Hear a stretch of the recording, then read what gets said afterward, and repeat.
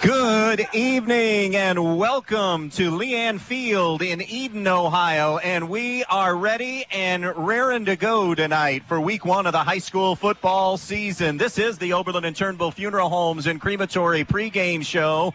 Welcome in tonight. A lot of new to talk about here tonight and some familiarity, of course, and that familiarity starts with the week one matchup. Two old, longtime rivals get together tonight as Edon and Edgerton get set to collide. Joining me for our 10th season together here on Friday nights, my good friend, former Montpelier quarterback, all-state quarterback, former Hilltop head football coach for more than a decade, who's already in mid-season form, commanding this brand-new press box here tonight with his presence, is Mike Bumb. How's that for an intro? Oh, I love it. Isn't it beautiful in here? The facility that Edon has got, the stands, it's very big, and it's packed.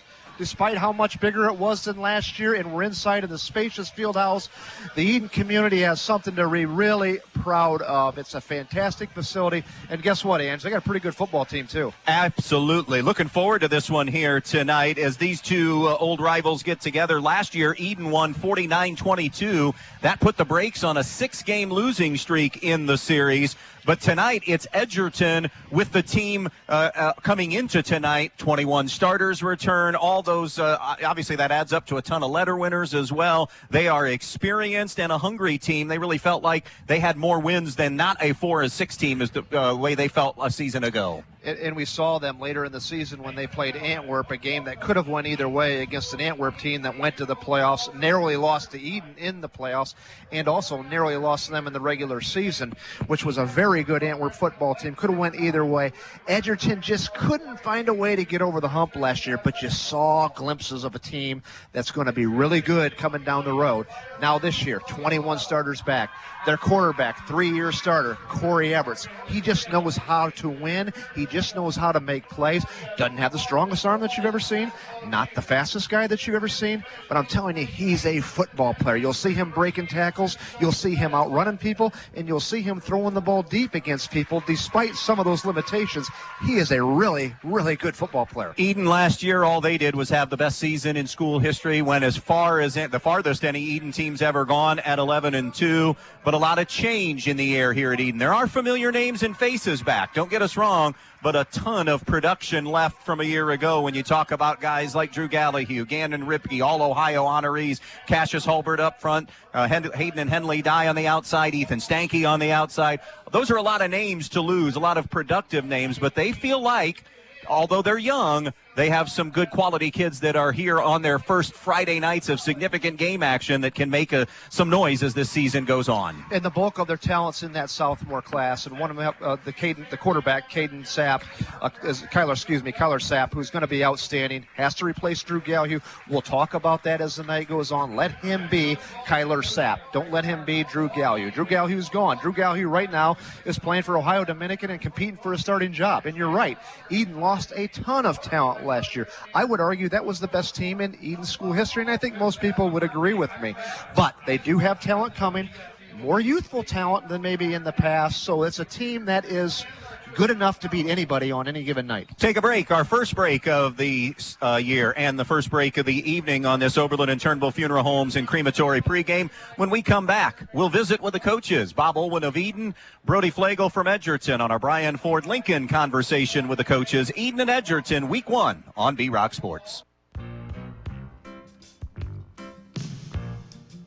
Even though we don't know what life has in store for our homes or car, we can still prepare. Introducing the Damage Doesn't Have to Be Too Damaging policy from American Family Insurance. Insure carefully. Dream fearlessly. Contact Danielle Van Atta, agent at 1318 East High Street, Suite A in Bryan, or call 419-636-0408 today. American Family Insurance Company. SI and its operating company, 6000 American Parkway, Madison, Wisconsin. When it comes to choosing a memorial that represents the lasting memories of a person's life, the Fackler Monument Company in Montpelier, Ohio can create exactly what you are looking for, like an eagle soaring through the woods etched on a memorial, a bench that has mom and dad's names engraved into the granite to sit and reflect, a picture of the family farm etched on the stone, or maybe your style is a memorial that has a split headstone with a vase in between for flowers. The Fackler Monument Company of Montpelier, Ohio, serving families in the tri-state area since 1924. Did you know that you can start your path to a bachelor's degree at Northwest State? Save thousands on tuition by taking your first 2 years of classes here and transfer those credits to your desired 4-year school. Our advisors are available now to help you. It's all at Northwest State, your community's college. Hi, this is Todd Hernandez, president of Northwest State. Come see why we are your community's college. Visit northweststate.edu or call 419-267-1320 today. Attention homeowners and contractors in the tri-state area. Did you know Black Swamp Equipment of Archbold services and repairs pretty much any piece of equipment and machinery? Well, they do. Things like skid steers, mini excavators, backhoes, and air compressors. But it's not just big equipment. They also repair things like lawnmowers, snow blowers, chainsaws, heaters. Pretty much anything you can think of, Black Swamp Equipment can handle it. And they are certified service warranty centers for Steel outdoor power equipment, Kohler engines, Miller Electric, Milwaukee, and Toro. Plus, they have a truck fully loaded to come to you to fix a problem you may have with a piece of equipment. To find out more information, check out blackswampequipment.com or phone 1-800-445-2777 and ask for the service department. Black Swamp Equipment of Archbold, your one-stop service and repair headquarters. Friday Night Football, week 1 of Friday Night Lights. Always good to get back at it. And our Brian Ford Lincoln conversation with the head coaches, starting with Edgerton head football coach Brody Flagel. And Brody, thanks for the time here on the pregame show. Hard to believe it's August 19th in week 1, and we're raring, I know, to go, and I'm sure you guys are too. Tell me a little bit about, if you would, Edgerton's offseason and how preseason has gone as you get ready for this opener against Edon. Well, Andy, first of all, thanks for having us on. Always appreciate it when you invite us on. As far as our off-season, we had great attendance in our summer lifts. We had a pretty good preseason in preparation for our 2 scrimmages, and we've had 2 solid scrimmages against quality opponents in Delta and Patrick Henry. How have those scrimmages gone? I guess take us a little bit in depth. I mean, you always want to see certain things out of a scrimmage. You want to see different styles. How do you feel like Edgerton came away with as far as some answers are concerned going into the season, Brody?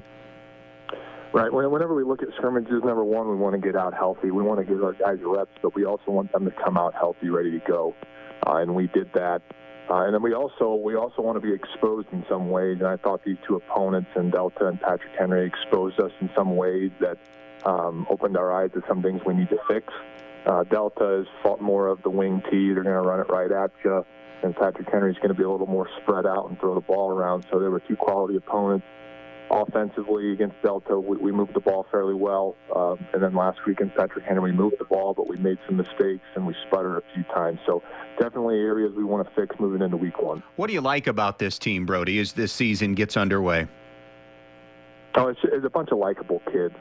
And I've been coaching these guys since they've been in 7th grade, so there's a lot of familiarity with them as student athletes and just what they bring to the table. They're a fun group to be around. They're working hard, and we're looking forward to starting the season off on the right foot. What do you do well? What does this group do pretty well? If you've got things clicking, what do you do well? Well, as you know, we've got a 3-year starter this year in Corey Everton. He can do it all for us. He can run the ball, and he can throw it as well. So we do have some guys on the perimeter that can make some plays. But we don't stray away from the run. We will plan on running the ball, but we might see us throw a little bit more this year. Okay. Areas of improvement. I mean, you could be 8-0, and I'm going to ask that question. You're going to find an area that you need improved. But what are some areas now here as you get ready to start the season? Right. Well, and absolutely. I mean, you hit the nail on the head. There's always somewhere to improve. I think the biggest thing, and we've talked a lot, is our consistency on both sides of the football. Talked last week, we started a little bit on offense, but we also were moving the ball at times. We just need to be more consistent as a football team and eliminate our self-inflicted mistakes to move the football. All right, let's talk Edon now. Always a great rivalry, and you get it here. And in the opening, it's kind of settled into the opening week game now. Tell me about this Edon team. What are your expectations of this particular group this year? Oh, absolutely. It's always a fun matchup when you get these 2 communities together. Looking forward to that. But as far as Edon, they're going to be well coached. We know what Coach Olin brings to the table. And I know they graduated a lot, but they also return quite a bit of experience, especially up front on both sides of the football. The Sap kid's a great athlete under center. So, and they got quite a few receivers that can still make plays, and that's their kid's good athletes. So we got to be ready to go. We got to have a great week of preparation. Be ready to go on Friday. What wins this game for Edgerton Friday night, Brody? I think we need to eliminate the big play defensively. Last year we gave up too many big plays. So we have to eliminate the big play, make them drive the field. And offensively, like I said, we need to be more consistent as a unit, eliminate those mistakes, and put the ball in the end zone. Should be a fun opening night game. Thanks for the time, Brody, as always. Good luck against the Bombers here in Week 1. Hey, thanks for having us on, Andy.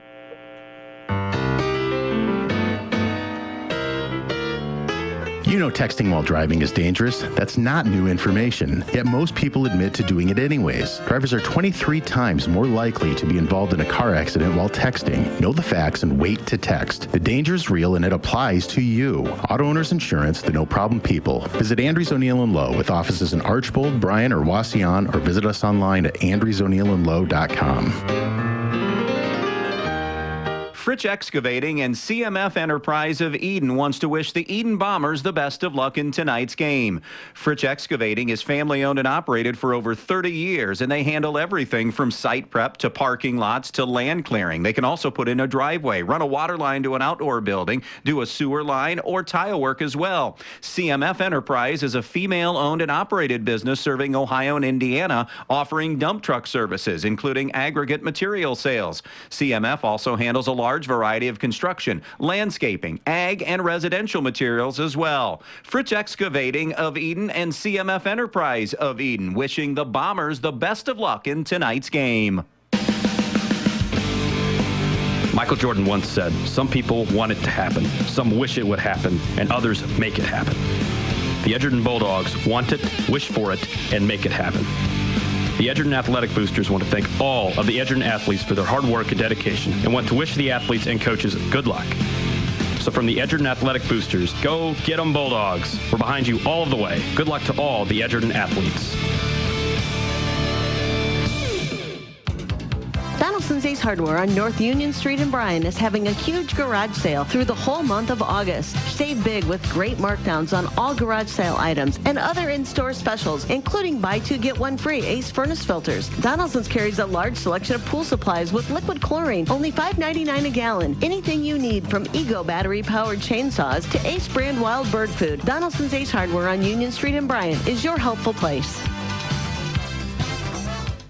Friday night football getting ready here for Week 1. Edon and Edgerton, and Edon head football coach Bob Olwin joins us on our Brian Ford Lincoln conversation with the coaches. And Bob, appreciate the time. Hard to believe we're into another season already. Good year last year for Edon and a deep playoff run. I know you lost a lot of those kids, but still great for the program. You know, what can a run like that do for a football program, Bob? You've been around a lot of them at different school districts. What can it do for, like, this year's team and the program in general? I think for this year's team, it's given the kids a lot of confidence. You know, just some of the things that took place last year is we upped our schedule due to COVID and everything, and played a lot tougher teams like Laramie and St. Paul and Whiteford and those, and Antwerp twice, and those teams. So a lot of confidence going into this year. It didn't get us more numbers out, so, you know, success doesn't always breed success in 2022. But the community's abuzz and everything, and we got our whole staff back and from last year, so continuity's real good that way. And so it's hard to believe it's here. It'll be 44th year and everything, so I've seen a few things go different directions in 44 years. Well, this year's team, a lot of those familiar names that helped with breaking a lot of Edon records, led by quarterback Drew Gallahue, all gone now to graduation. There are some familiar names back, some kids back, and boy, youth is being served with this football team this year, isn't it, Bob, as you watch this team prepare for the year?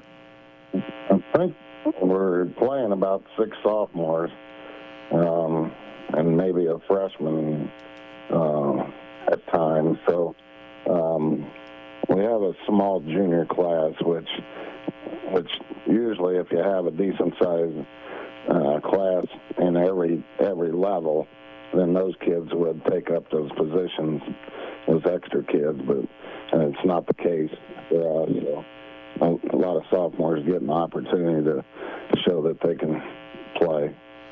What have you seen in scrimmages out of this group, Bob? What are your thoughts here through a couple of scrimmages as you get ready for Edgerton? I saw a lot of youth playing slow because they're still thinking, and so I wasn't real happy with either scrimmage from that standpoint. But we showed an ability to strike quick, and we have a different type of quarterback this year with Kyler Sapp. He's going to make some sophomore mistakes, but he moves around the pocket pretty well. And one of the positives I think he got from watching Drew kept his eyes downfield looking for receivers, and I feel the same way about Kyler. He doesn't look down at the rush. He's always looking to make a big play, so but we have 3 sophomore receivers and 2 senior receivers at this point. And so I can call plays to one side and know that it's going to be ran closer to the way it's supposed to be. And then I'm sort of holding my breath on the other side with all the sophomores. So we're a little inconsistent at this point, And, we did come from behind. We were down pretty hard in Northern, 13-0, and then came from behind to win the scrimmage 27-20. So I like that aspect to continue like we were able to do last year. So I think every time you do that, that gives the kids confidence as well. Let's talk Edgerton. What do you expect from them? What is a little bit of a scouting report on the team you're going to see Friday night? It might be role reversal. We had the veteran team last year, and they were younger, and now they have the veteran team, and we're younger. So, man that makes it go is Everett. He's a quality athlete, quick. His running ability is outstanding. The Nichols boy in the backfield and Roth are definitely threats for him. They went to a little bit of a spread offense this year, unlike Edgerton teams in the past. But they have all their kids back, just about. I think they only had 5 seniors last year or something. So, all of them are experienced and ready to go. Number 9's Pasillo or something like that. He's a good player. They have a lot of good players. And then defensively, they're really putting pressure on the quarterbacks in the scrimmages and blitzing quite a bit. I don't look for much different defensively except maybe try to heat up Kyler some this weekend. But they have their punter backs. They're trying to kick extra points, it should be a good one. We need to execute and not turn the ball over. We have to contain Everett and cover like crazy. So all the qualities that you need to win a game is what we have to do: block and tackle and not turn it over. Well, looking forward to getting it started, and should be a fun Friday night. Bob, thanks for the time. Good luck against Edgerton, and good luck this year. Thank you. I really appreciate your coverage and all the things you do for our program. Your friends at your neighborhood Edon Farmers Co-op Country Store would like to invite you to stop in at the Edon, Montpelier, and Edgerton stores to check out their complete line of pet supplies, animal feed, and outdoor products. Their friendly, knowledgeable staff is ready to answer all of your questions concerning their complete line of Kalmbach, Land O'Lakes, and much, much more. For your convenience, your purchase can be carried to your vehicle by one of their employees. Be sure to stop by soon and see them at your hometown country store, the Edon Farmers Co-op. Who doesn't love being number one? When your team's dominating the standings, or your favorite band rocks the charts at number one, it feels good, right? Kind of like how it feels when you have auto insurance with State Farm. Because making you feel like number one is an honor your local State Farm agent takes seriously. Through the good times and not so good, your State Farm agent's proud to be here to help life go right. Call your State Farm agent, Jody Herman, in downtown Archbold today. Always supporting student athletes and coaches in the Edon School District, the Edon Athletic Boosters. The Edon Athletic Boosters would like to take this opportunity to salute the student athletes and coaches in tonight's game. Hey, how would you like to be a part of the Edon Athletic Boosters? Come to a meeting and find out what they're all about. Maybe even volunteer at a concession stand. For more information, phone 419-272-3213. The Edon Athletic Boosters, supporting student athletes and coaches in Edon. When it comes to choosing a memorial that represents the lasting memories of a person's life, the Fackler Monument Company in Montpelier, Ohio can create exactly what you are looking for, like an eagle soaring through the woods etched on a memorial, a bench that has mom and dad's names engraved into the granite to sit and reflect, a picture of the family farm etched on the stone, or maybe your style is a memorial that has a split headstone with a vase in between for flowers. The Fackler Monument Company of Montpelier, Ohio, serving families in the tri-state area since 1924. Forge into the future with Edgerton Forge Incorporated on US 6 just outside of Edgerton. Open interviews Monday through Friday, 7 a.m. until 2 p.m. with immediate openings for maintenance and first and third shift general laborer with pay up to $21.93 an hour. Apply online at edgertonforge.com/careers or stop in to see them for an application and tour the facility at 257 East Morrison Street in Edgerton. Come see what they're all about and join them as they forge ahead. Edgerton Forge Incorporated in Edgerton. Oberlin and Turnbull Funeral Home's pregame show rolls on. A pair of third-year coaches at their respective school districts. Bob Olwyn, you heard him even say it. It's his 44th year as a varsity head coach, his third at Edon, 17-6 in his time at Edon. They lost in the regional semifinals a season ago to Lima Central Catholic 61-26 after beating Spencerville and Antwerp. We mentioned earlier, best season in school history. They won the TAC for the first time in school history as well. Overall, Bob, 229-75. For Brody Flagel, it's his third year as head coach at Edgerton. 9 up and 9 down. 4-6 from a year ago. They finished 2-4 in the GMC. They are led by Corey Everett, who was first team all GMC last year at DB and second team as quarterback, bringing back over 2,200 total yards and 32 touchdowns. We'll get Foz's thoughts on this and have the opening kick in just a bit here on B-Rock Sports. Since 1875, 4 generations of the Krill family have served this area. Krill Funeral Service realizes that the end can be a difficult and emotional time. They will guide you through each and every step of the funeral process, carefully and with integrity. Krill Funeral Service expresses appreciation for your trust in them, and they'll continue to be there for you in times of need. Krill Funeral Service of Edgerton, Edon, and on West Mulberry Street in Bryan, where they offer an on-site crematory. Camco Industries, with facilities located in West Unity, Ohio and Morenci, Michigan, has openings on all 3 shifts for production and assembly operators. We manufacture interior plastic products for the automotive industry. As an operator, you will be required to visually inspect, trim, assemble, and pack parts, as well as label containers. You must be able to pass an entry-level test and a substance abuse test. Camco also has openings for shipping associates, material handlers, and production leads. Camco offers a complete benefit package along with a bonus for the successful completion of probationary status, an attendance bonus, and a referral bonus.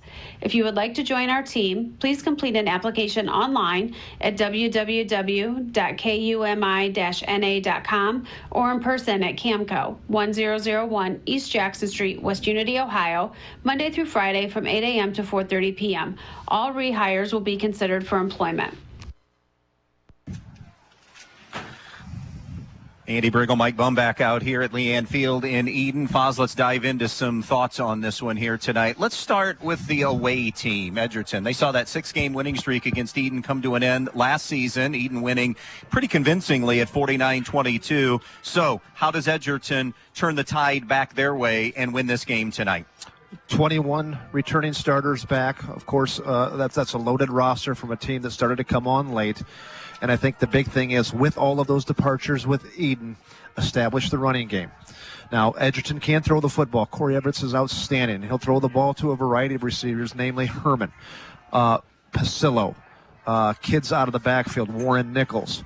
But their meat and potatoes is going to be on the ground tonight. Now, what does that also do for the Edgerton Bulldogs? That keeps the ball away from that Bob Owen offense. And even though Drew Galhugh's not here anymore, Kyler Sapp's pretty good as well. All right, for Bob Owen and Edon tonight, this very young Edon team, how do they win tonight here at home? You're going to have to get Edgerton in second down and long situations and make them predictable. I don't think physically up front Edgerton can match the more mature, more experienced, Edon, the more mature, more experienced Edgerton offensive line. So they're going to have to game a little bit. Take some chances, get some blitzes, try to get Edon in second down and long situations where they become a little bit more predictable. Again, it's all about possessions for Edon. Bob Owen's offense is going to score points. They're going to move the ball. But how many possessions can they get? And is Edgerton going to be able to control the time of possession by grinding it out? That's the question tonight. Keys tonight brought to you by the Fackler Monument Company in downtown Montpelier. For the Tri-State's best selection of monuments, remember Fackler Monument Company in Montpelier. The officials working the game tonight, who will have their eyes on the game, presented by Tri-State Vision Center. Your referee is Greg Bartams. The umpire is Tom Ritzler. The line judge is Joe Roth. The linesman is Ryan Bowers, and the back judge is Dave Winnie. That'll do it for the Oberlin and Turnbull Funeral Homes and Crematory pregame show. We are ready for Friday Night Lights for the first time in 2022. We'll take one final break and kick off from Edon when we come back. Best Insurance and Financial Services in downtown Edon is proud to announce they've become a full-service insurance agency, taking care of all of your insurance needs now. Best Insurance and Financial Services has been handling life and health insurance along with your investment needs for over 40 years. And now they're able to offer coverage for your home, auto, business, and farm insurance needs. They can also protect your RV, ATV, and boat. To find out more information, just head to best-ins.net or phone 419-272-2888. Best Insurance and Financial Services in downtown Edon, wishing the Bombers the best of luck in tonight's game. Miller's Body Shop on Whitaker Drive in Montpelier is the place to go for all your vehicle body work.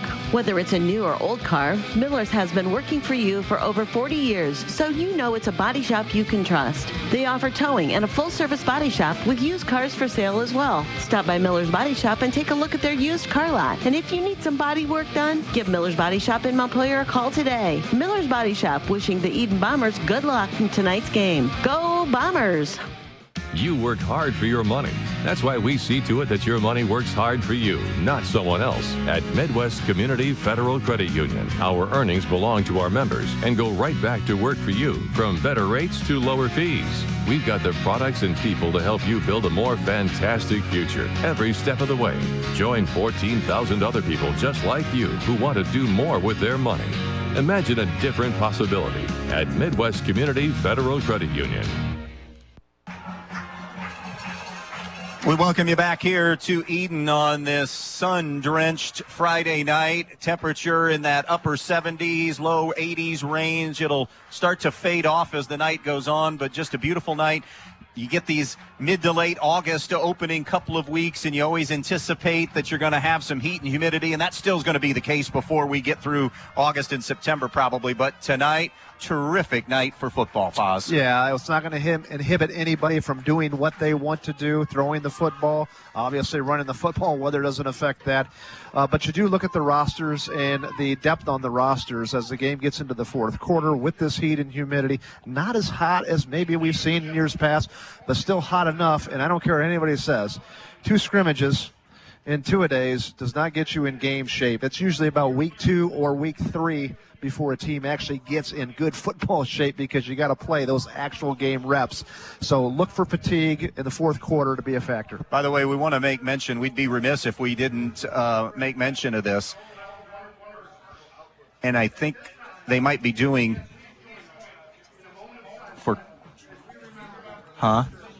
Yes. We're going to talk about this after this moment of silence, because this is who it's for. So we'll pause here just for a brief moment. Stay right here, Krista.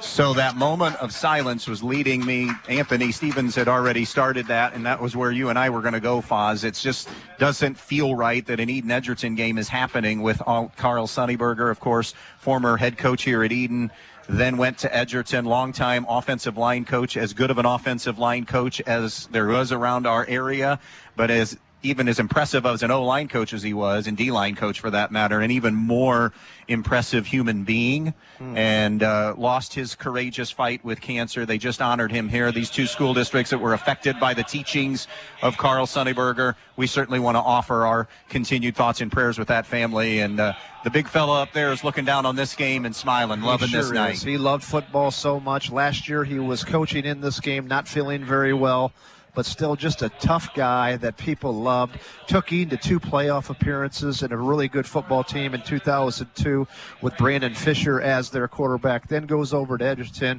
and is a beloved offensive line coach. And, of course, who can forget that 2018 team that they had that was just an outstanding, one of the best offensive lines that I've seen in our area through Edgerton and that playoff run that they had. So it's Carl Sunnyberger. Great human being, and missed by all people who knew him.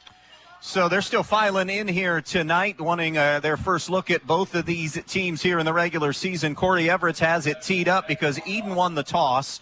Bob Olwin wants to put that offense of his out on the field first, and that's what will happen. And we are all set and ready to go. Mark it down, August 19th at 7 exactly. The 2022 season is underway. It's end over end. It'll be fielded on a hop at the 25 by Carter Keese. He's going to be hogtied at about the 33-yard line, slammed down to the turf there by Adrian Kepler and Sean Murphy. So it'll be 1st down and 10, Edon from there. So we've already talked about who was lost, but what was lost numbers-wise? Drew Gallahue, 11,262 yards in his career, 142 touchdowns. Kyler Sapp steps in, played some mop-up games last year when Edon won or lost games in blowouts, so he did get some time at the varsity level. He'll go empty here with 5 wide, 3 receivers to the right, 1 or 2 receivers to the left. First snap of the season, Sapp looks on a slant route. It's a little bit low, and it's going to be incomplete, intended for Cohen Hulbert near the 40-yard line, so it'll be 2nd down and 10. Not a bad ball if you're going to miss on those slant patterns, miss low and away. He does have some skill back. Caden Nestor caught 54 balls for 879 and a dozen touchdowns. Carter Keese had 11 catches, but basically everybody else breaking in new here tonight in terms of playing regular minutes at the varsity level. And look for Kyler Sapp to maybe run a little bit more than Drew Gallahue did a year ago. The 5 wide look again. Sapp fires the out route, caught by Nestor here near the 40-yard line. He'll tiptoe across the 40-yard line, ushered out of bounds by Quentin Blue. It'll be a pickup of officially 6 on the play. They're actually going to say he's shy of the 40, so a gain of 6. It'll be 3rd down and 4 from the 39. Edon moving right to left, hash mark near side. 3 down linemen for Edgerton. They'll drop 8 into coverage here with the 5 wide look. Edon empty again, as they will 99% of the snaps. Sapp on a quarterback run at the 40. Sapp trying to follow the middle of that line. Still on his feet. Battles out to the 45-yard line. in the middle there. Quentin Blue got a piece of that stop along with Corey Everett, but it gets 6, and it gets Edon their first down of the year. And as we talked about, again, look for Kyler Sapp to maybe run the ball a little bit more. Still got a really talented wide receiving core back with Carter Keys and, as you said, Caden Nestor.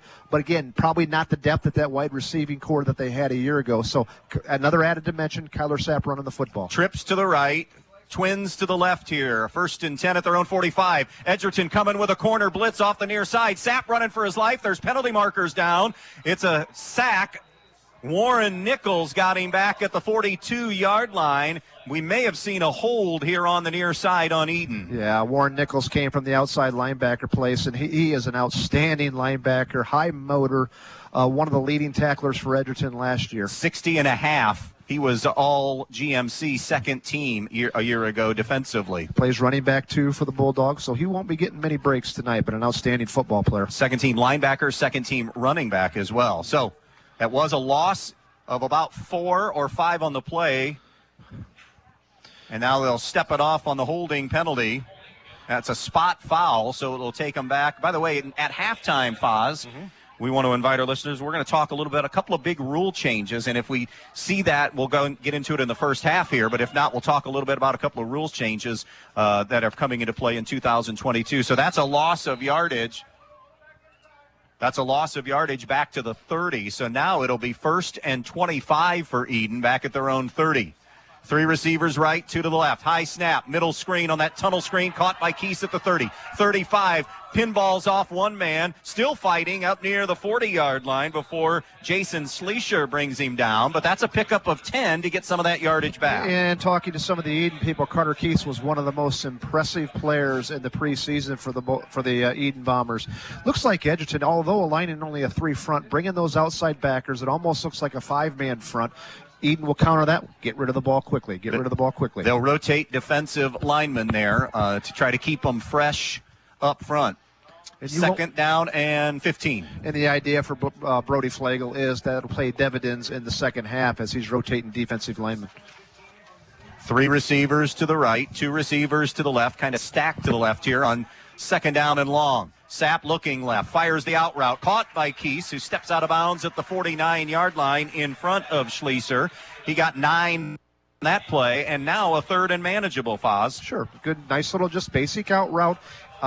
Edgerton showing a little bit more of a cushion maybe back there than what Brody Flagel would like to on that play, and then Edon did a nice job, just a 10-yard out. So call it 3rd and 6 from their own 49. Line to gain is the Edgerton 45 against 3 down linemen. Trips to the right, twins to the left. Sapp has time. Sapp looking on a go route. Got Keese, and he overthrew him down the near sideline. He had beaten Scotty Krantz by a couple of steps, but Sapp had a little too much juice on it. And now an early decision here for Bob Olwyn on a 4th down near midfield. He is a gambler at times, and he said, when I said, all right, who's your kicker and your punter? First of all, you're going to kick extra points this year. He said, we've practiced it. We've had the scrimmages, so you may see that.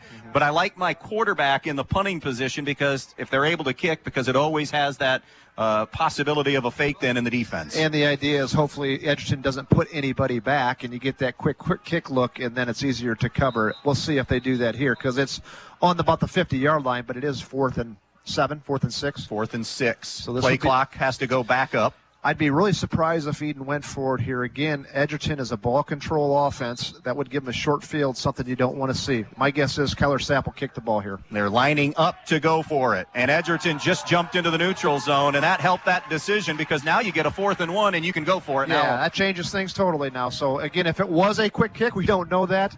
Not going to be the case here. We'll see if Coach Olwyn goes for it. Again, we talked about Kyler Sapp, effective runner. 4th and 1. That's the difference in the quarterbacks, is that he can utilize, Bob Olwyn can utilize Kyler Sapp in that running game with his legs, a little bit better of a runner in terms of shiftiness and foot speed than Drew. Drew was a little bit more of a power runner. Here we go, 4th and 1 from the 46-yard line. 5 wide, Sapp straight ahead, 1st down and more as he slithers his way down to the 42-yard line, pounding into the teeth of that defense. Good up-front blocking to seal off a pair of Edgerton defenders. Uriah Rivera did a nice job on that play. Number 72, Caden Burke, the wrong Number 55, Garrett Skiles, did a nice job getting a push on the right side, along with Jack Morris there for the good 2-yard gain for Kyler Sapp. A couple minutes, more than 2 minutes in on the Andres O'Neill and Lowe scoreboard. Edon with a good drive to start the game. This is the opening possession. They have a 1st and 10 at the Edgerton 42. Trips to the right, twins to the left on this 1st and 10 at the 42. Sapp sets, throws, got a man near the 40-yard line. Catch is made by Cohen Hulbert. A pickup of just a couple on the play. Good job defensively that time by Corey Everett and Caden Pasillo to meet him at the football. And you know how much I like Corey Everett as a quarterback. I like him just as much, if not more, as a defensive back. That kid's just a football player. If he registers, you'll live with those 3-yard outs and come up, rally to the football, and make the sure tackle. So the pickup of 2 on the play, making it 2nd down and 8. 3 receivers go right, 2 to the left. Plenty of time on the play clock. We're at 12. 2nd down and 8 from the 40 of Edgerton. Hash mark far side. Sapp with the shotgun snap. Steps left. Steps away. Now in trouble, and he's going to go down back near midfield. A host of Edgerton Bulldogs converging on the scene. The forward progress will be marked at the 49-yard line, so that will be a loss of 9 on the play. And now it'll set up a 3rd down and 17 coming up. Yeah, Elijah Martin and Cooper Everett just collapsed the pocket there, and Kyler held on to the ball a little bit too long. And you heard Bob Olin talk in the pregame. He's a sophomore. We're going to have to live with those mistakes. It's starting over as far as your quarterback position, and he's done this for 44 years and has had 44,000 quarterbacks that he's worked with at all these stops. So he's had a little bit of success. He has. 4 receivers line up to the left, single receiver to the right. And a timeout taken. Yes, timeout Edon. 7:52 to play first quarter. Still the first possession of the night. No score. Edon and Edgerton.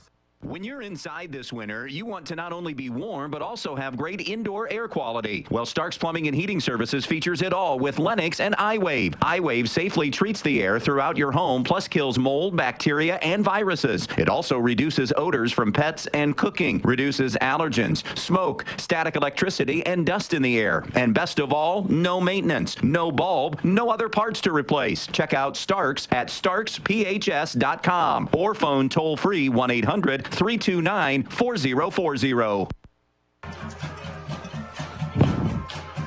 Opening night here in Edon. It is Edon and Edgerton. A little more than 4 minutes into the game. Edon has possessed the football this entire first quarter thus far. They're staring at a 3rd and 17 at the Edgerton 49 here, Mike.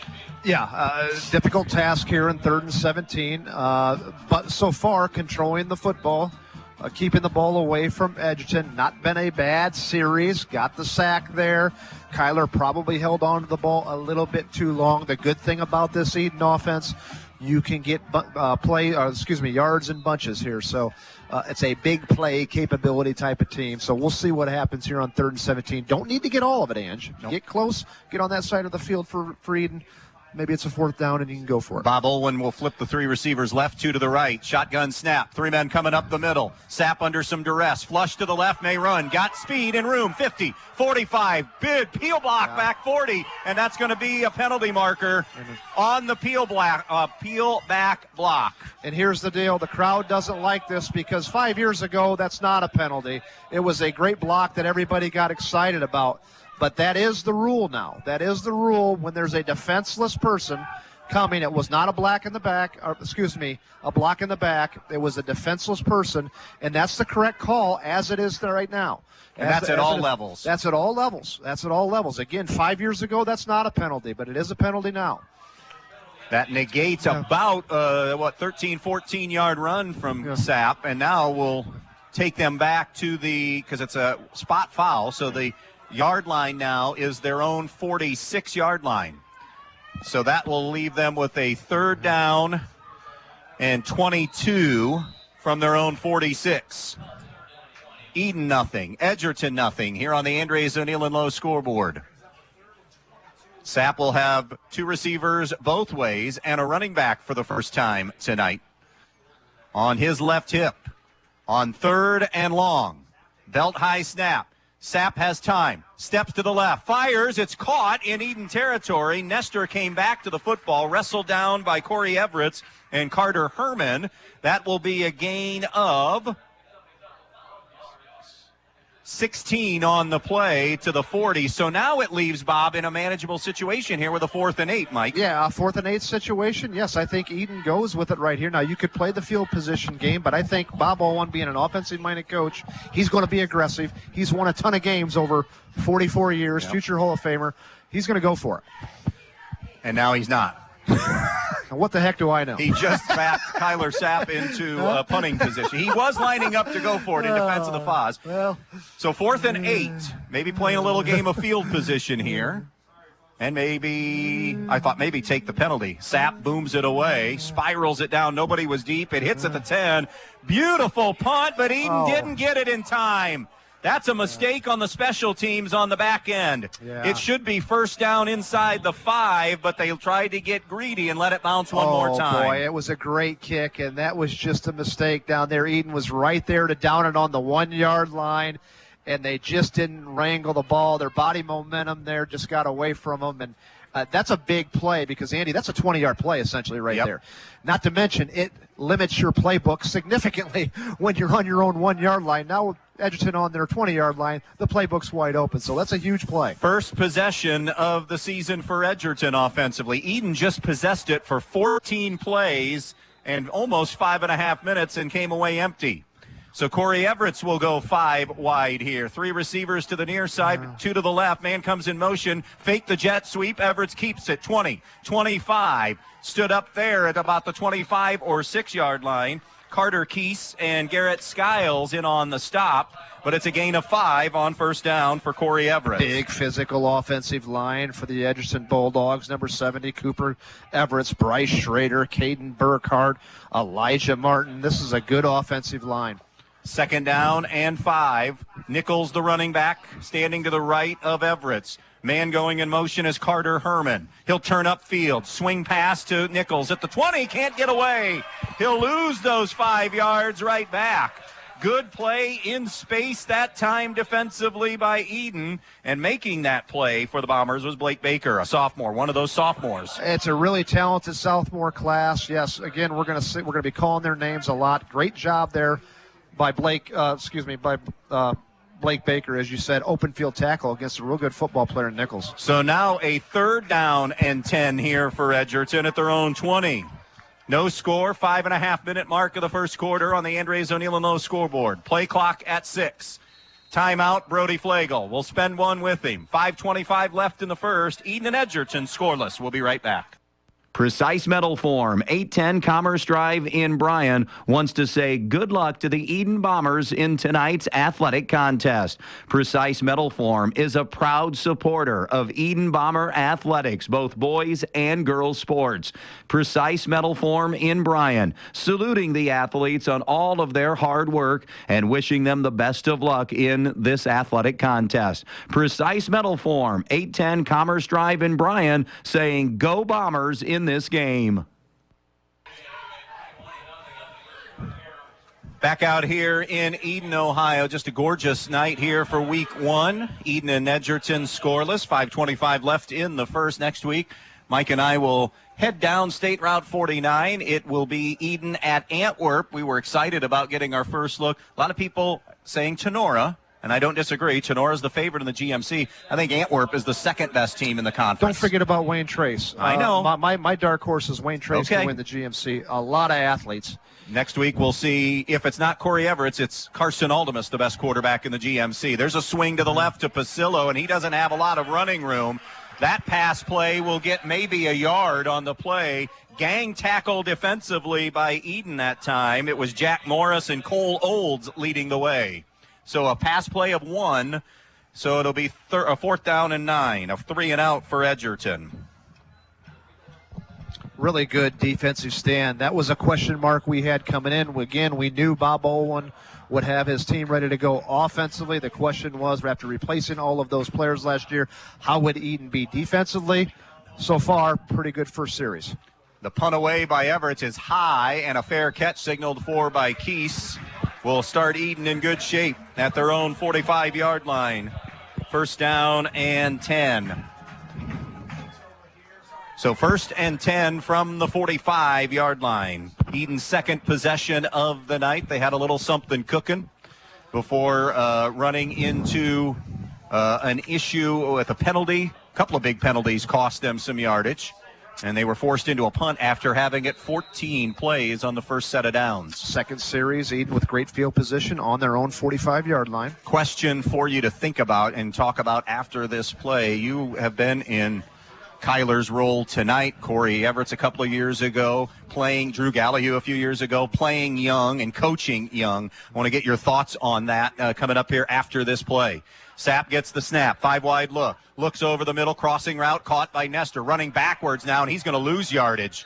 He had just a short gain of a couple, but his forward progress will now be a pass play of -2, or let's see, 1 or 2 on the play, depending on where they spot it, and it's a -1 at the 44. Really like that Edgerton secondary. Liked him last year. Caden Pasillo, again, another great player in the secondary, rallying to the football. Edgerton will live with those underneath routes as long as they make the sure tackle. So 2nd and 11, your thoughts on young quarterbacks? Let him what do be you do? who he is. Kyler Sapp's a very talented quarterback. Don't compare him to Drew Gallahue. Drew Gallahue is gone. He's a great player. He's competing for a starting position in Ohio Dominican University, but he's gone. Kyler Sapp, this is your car right now to drive, and he's going to make some mistakes as he's young, but he's going to be a very good football player. Blitz from the weak side hurried Sapp a little bit, wanted to throw that tunnel screen to another sophomore, Colton Willis, but great pressure off the edge. Owen Roth was bringing the heat, forced the poor throw in a 3rd and 11. Yeah, he's a good football player this year. He's only going to get better. Just let him be who he is. He's a very cool customer. He had 2 older brothers. He knows the game of football. He doesn't get riled up. You're going to see nothing but better things going forward with Kyler Sapp. But let him be Kyler Sapp. Don't let him be somebody else. 3rd and 11, 5-wide look. Sapp looking, flush to the left. Throws on the run. Got a man. Keese with a step. Got him. 20, 10, 5. First and goal. He got behind Scotty Krantz.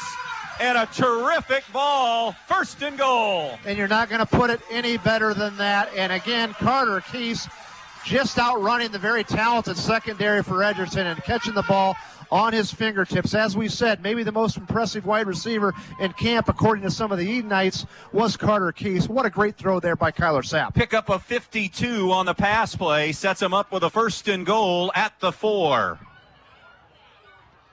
They're going to try to catch Edgerton, maybe a little bit of a quick snap here. 4 receivers right, 1 to the left. Sapp gets the snap. Looks, got a man caught at the right side, stretching it into the end zone. Wow. Touchdown, Caden Nestor. Great individual effort working on Pasillo, and he stretched it out for the season's first touchdown. Andy, that's a big-time play by Caden Nestor, the senior wide receiver. Catches the ball at about the 1-yard line. He's met by the very talented Caden Pasillo, and he managed to reach that 6'1", 6'2" arm across the goal line. A risky play, but boy, it worked out for him there. Great play by Caden Nestor. Take a picture of this, Foz. We may not see it a lot. We haven't seen it a lot. Edon kicking an extra point. Sapp to kick it. It's a low snap. Kick is blocked up the middle. I believe it was Corey Everett's coming off the edge. But it's Edon on the board first. 3 and change to go in the first quarter. 6-0 Bombers on the Andres O'Neill and Lowe scoreboard on B-Rock Sports. Nay Oil Company supplies heating oil, gasoline, diesel, kerosene, and propane for your home, farm, or business throughout Northwest Ohio with dependable service and competitive pricing. Call 1-800-962-9839 or stop by Nay Oil in Nay, serving you with dependable service since 1927. It's the Nay Oil Company. Nay Oil Company would like to wish all the athletes good luck in today's game. 6-0 here. Scores to pass along. Van Wert already running away from Bryan. 21-0. Still not even halfway through the first quarter. Antwerp a 21-0 lead on Montpelier on a night they're honoring the 1992 team. Defiance and Napoleon are scoreless at the end of one quarter of play. And North Central playing their first varsity football game. They're playing Woodmore. They have an 8-0 lead in that one. Thoughts on that last drive for Edon, Mike Bumb? I think you're seeing a sophomore quarterback come alive. Good pass protection by the Edon Bombers up front. And then Carter Case, Caden Nestor, two kids that we knew Edon would have to rely on, have both managed to make big-time plays. So all good right now. I'm also impressed with the defensive stance of last series by the Bombers. Quentin Blue, little wiggle room across the 40 to the 44-yard line.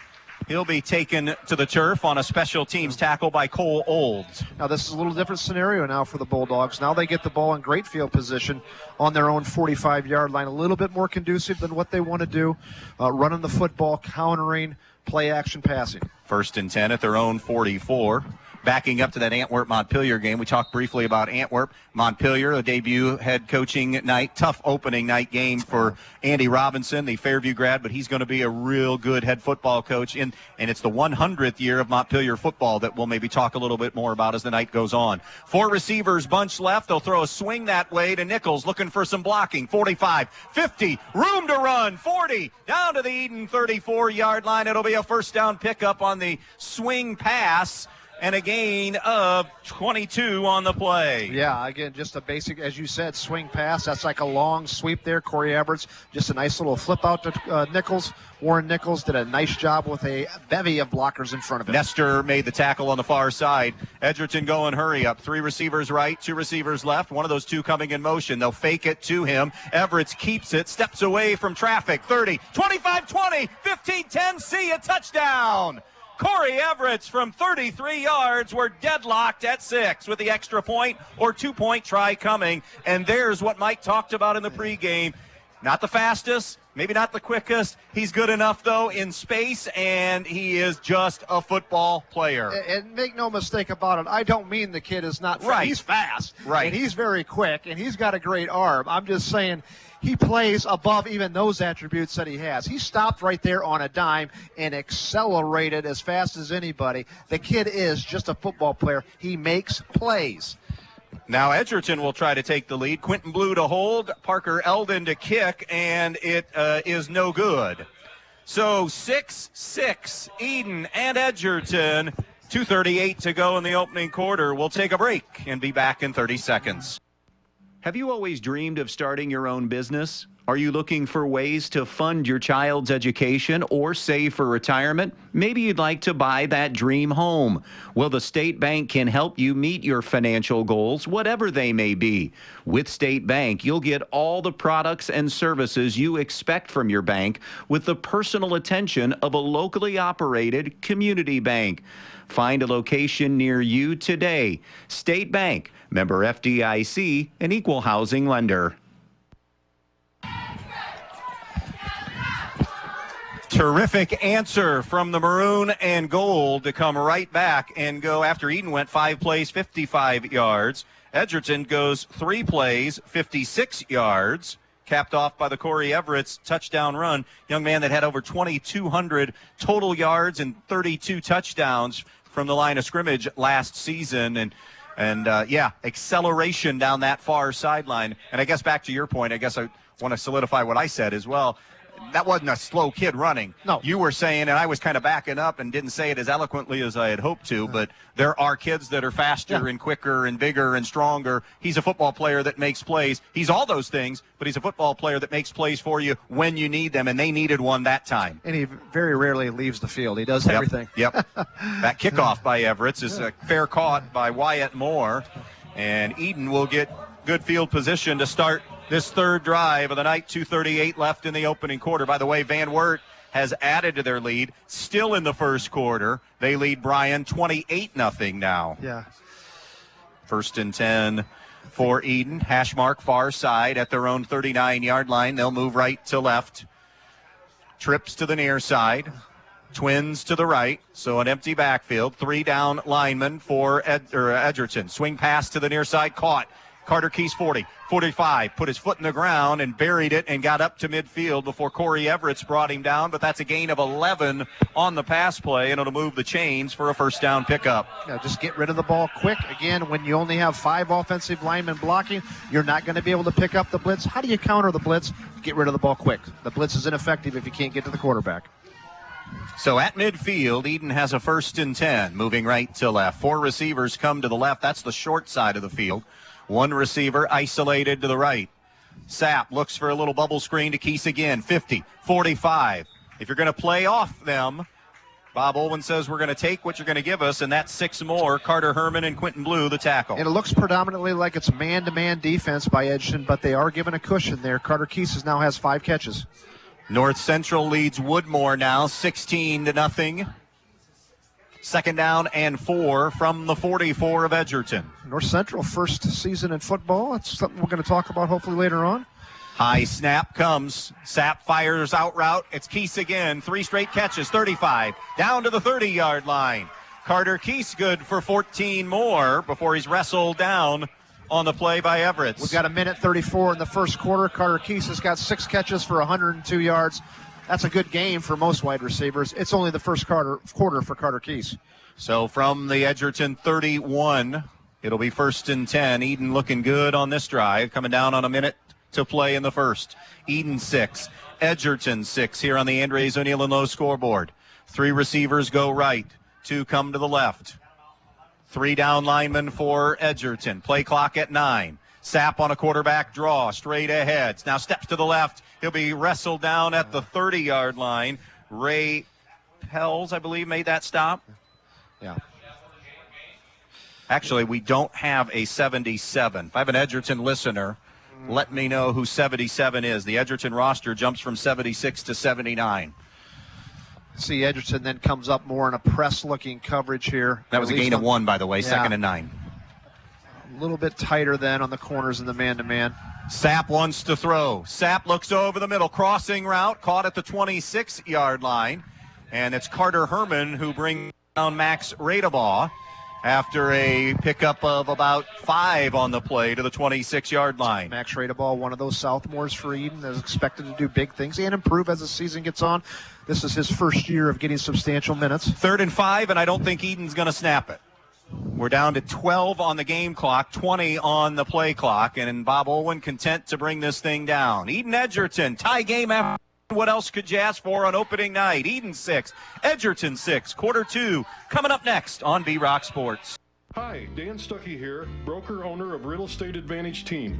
We believe that giving back to our community is not only a pleasure, but the right thing to do. To show our dedication to the community, we will donate 10% of the company's net income from your sale to a church or nonprofit charity of your choice, honoring you as the reason for the donation. So let's get you moving. Call 419-636-5100 for more details. U-Store Storage in Bryan has 44 new 10x20 storage units available on Edgerton Street in Bryan. With 24-hour access and well-lit facilities, U-Store Storage has a unit just for you. Residential and commercial warehouse space is also available. Looking for a storage unit in the Stryker area? Stryker Mini Storage on Industrial Drive has units as well. For all your storage needs, give U-Store Storage or Stryker Mini Storage a call at 419-636-2545. Oh, he didn't hear it. Welcome back out here to Edon. Thanks to our listener letting me know 77 is Blake Flower, who had a nice play off the edge there, 5'11 senior. Defiance on the board. They lead Napoleon 6-0. Of course, new head coach at Napoleon, Tori Strock, is retired, so it's Tyler Swery who's the head coach there. Travis Cooper in his 2nd season at Defiance. They have the early lead there in that one at 6-0. Here it is 6-6 as we are about ready to begin quarter number 2. Oh, the game of the night in our area on paper, Liberty Center Sonora. Liberty Center wins big. Liberty Center out to a 2-score lead after 14-0. Liberty Center will win the NWAL this year. They'll be challenged by Archibald. But maybe Wasion. Okay, challenge. I think Liberty Center is the best in the NWAL. We'll see what happens. But, that's a community that just defies logic. Smallest in the NWAL and just generates players every single year. 3rd and 5, Edon, as they go left to right. From the 26-yard line, Sapp looks, flushed, trying to get outside. Looks downfield, keeps his feet, 30, 25, at the 20, and knocked out of bounds. Corey Everett's converging with Joel Walkup to knock him out near the 20, but that's a play that Sapp is capable of doing. Kept it alive, and you heard Bob Owen in the pregame talk about keeping his eyes up, still down the field, trying to find a receiver, didn't have one, and got 11 on the run. I can't get inside of his heart, but just the body language and the way he handles himself, Kyler Sapp, very poised for a sophomore, in control, just a cool customer for a sophomore out there. So 2 receivers go left, make it 3 to the left now, 2 receivers come right. Edon with a 1st and 10 at the Edgerton 19, moving left to right in a 6-6 game. They'll roll a little mini roll to the left. Now Sapp under pressure, got away from the first, got away from the second and third man, but not the fourth. Finally going to be driven down by Warren Nichols. There were 2 or 3 Bulldogs that had shots at him, so he turns -3, 4, 5 into no gain on the play. 2nd and 10, live for another down. Owen Roth came screaming off the end there and just missed Kyler Sapp. And then, of course, Warren Nichols, seems like he's everywhere around the football just about every single time, ends up making the play. 2nd down and 10. See if this starts to wear on Edgerton as the game goes on. This is a defense that's been out there for a lot of snaps in a quarter and 1 minute of football. 2 receivers left, 3 receivers right, 2nd and 10 at the 19. Sapp to throw, pressure on the edge, and it is incomplete. Just got rid of it to Cohen Hulbert on the near side. Sapp took a hit on that throw. 2 or 3 Bulldogs were bearing down on him. Owen Roth again, and came up and helped him with his shoulder pads as well there. Said, you know what, I just buried you, but I'll show good sportsmanship as well. You like to see it. That's exactly what we like to see. 3rd and 10 from the 19. You figure here you've got 2 downs to get your 10 yards on this 3rd down. Probably some kind of a little out route to put yourself into 4th down and short situation. The 2 most experienced receivers are all the way to the left, Keese and Nestor. 2 receivers to the right, wing back to the right. Sapp coming to the right side, throws over the middle, caught somehow. Nestor with a grab inside the 10 to the 7.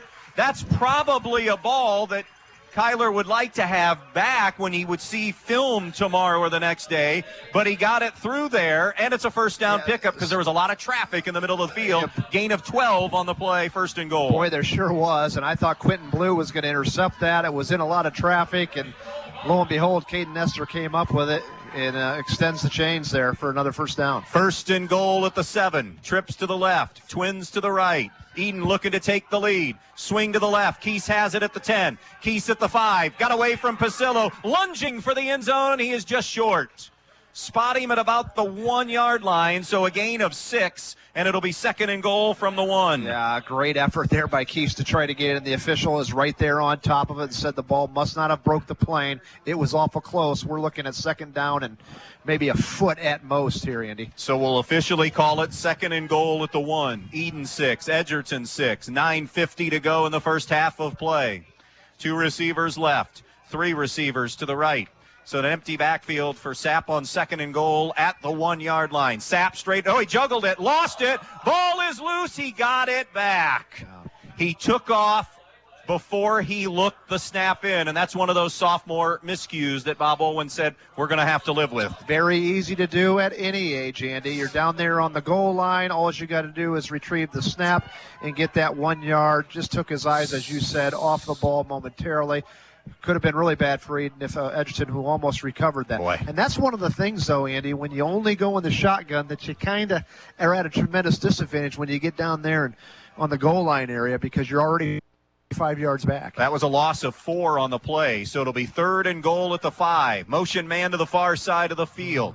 Sapp looks to throw. Rolling right, still on the move. He'll be brought down. A sack back at the 15-yard line. Pressure on the edge from Warren Nichols. That's -10, and now it'll be 4th and goal back at the 15-yard line. Yeah, Sean Murphy in there too, number 30 for the Dogs. Edgerton's doing a nice job. Very talented linebacking core. I really like this Edgerton defense, and I understand he's doing a nice job of moving the football, but you got pretty good at all 3 levels. At the defensive line, probably if I had right now to evaluate, I would think their linebacking core and secondary is the strength more so than their D-line, but the D-line's not bad either. 2nd and goal at the 1 has now turned into 4th and goal at the 15.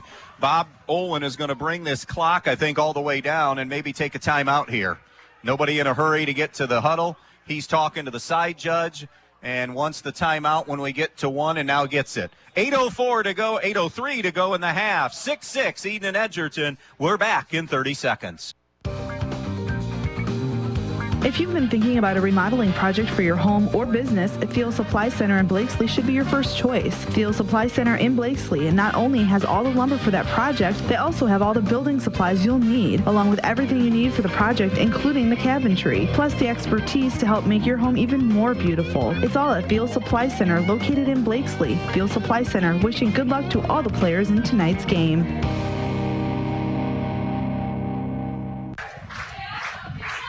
Andy Brigle and Mike Bumb. We're in Edon, Ohio on this opening Friday night of high school football. We have a good one, a quarter and 4 minutes in.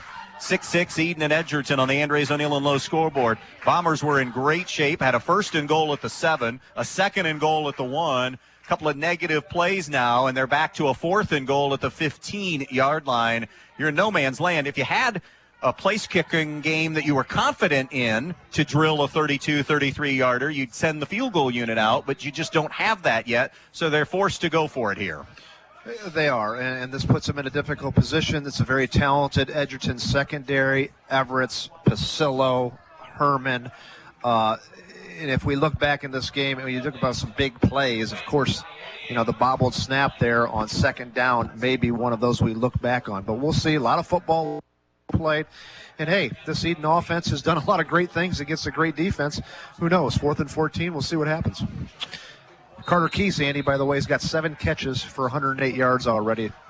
2 quarters. 4 receivers right to the short side of the field, 1 receiver left. Keese is in ISO. Now they'll bring Nestor in motion that way. Sapp on 4th and goal at the 15. Steps, looks over towards the end zone. It's incomplete. Threw it behind his intended target, Willis. Closest target really on the field was Corey Everett, and that's a fantastic defensive stand by the Edgerton defense.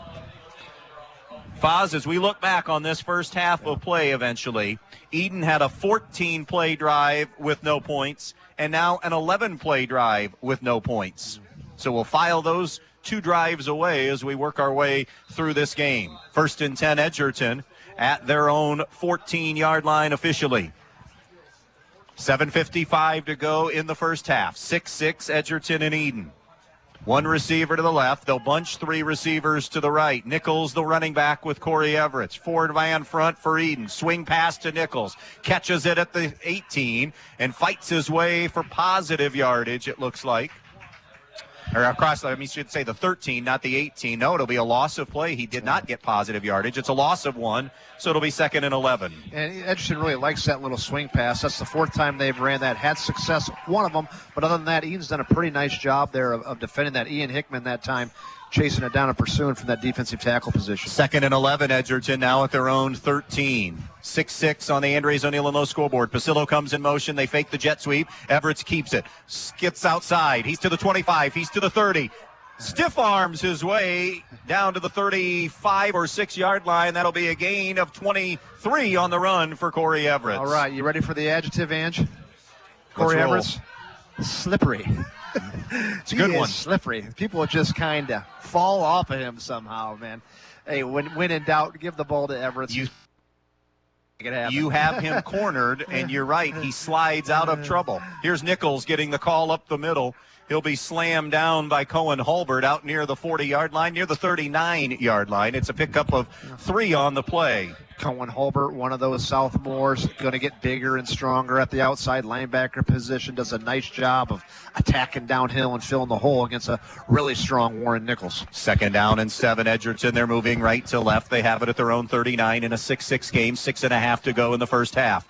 Everett fires far side. Pass is caught by Nichols. He's into Edon territory. Race, or make that 2-2, not 2-6. Corey Herman on the reception. He's ushered out of bounds at the 44-yard line. He'll get 17 on that pass and catch.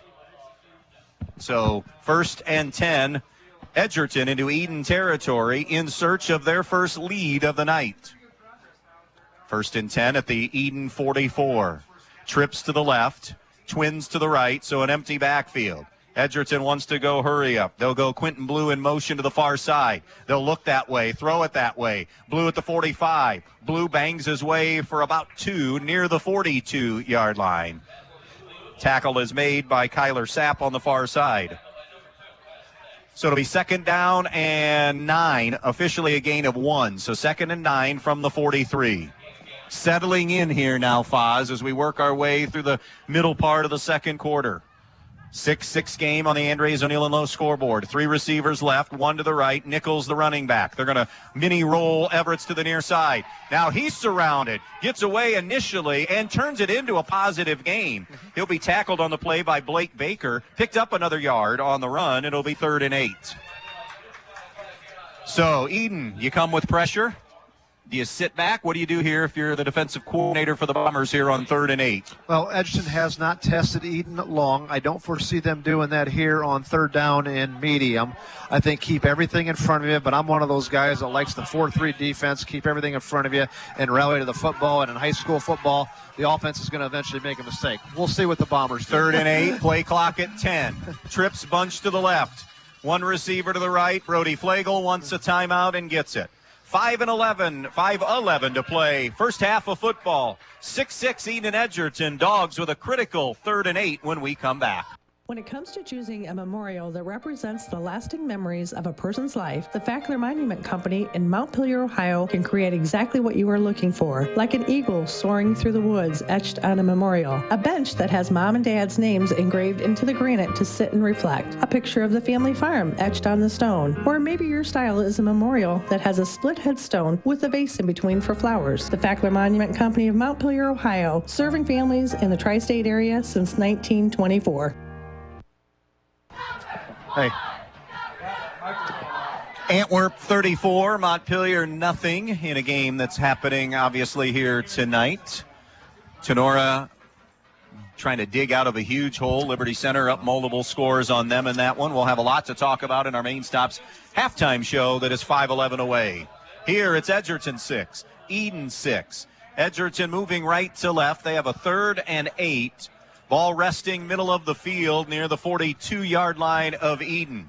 Bombers have had more chances to take the lead, but have fizzled out in Edgerton territory. Now, Edgerton's in Edon territory. Can they keep the drive alive on 3rd and 8? Man goes in motion to the far side. They fake a jet sweep. They fake inside. Everett has Carter Herman open 20, 15, 10, 5. Touchdown, Edgerton. Terrific ball. And Carter Herman shook free, and on a 3rd and 8, a 42-yard touchdown pass, Corey Everett. Corey Everett's faking the counter play. Carter Herman just doing a little 2-man route, crossing route, got behind Edon. Edon got caught peeking in the backfield on the run, and over the top, 6 points for the Dogs.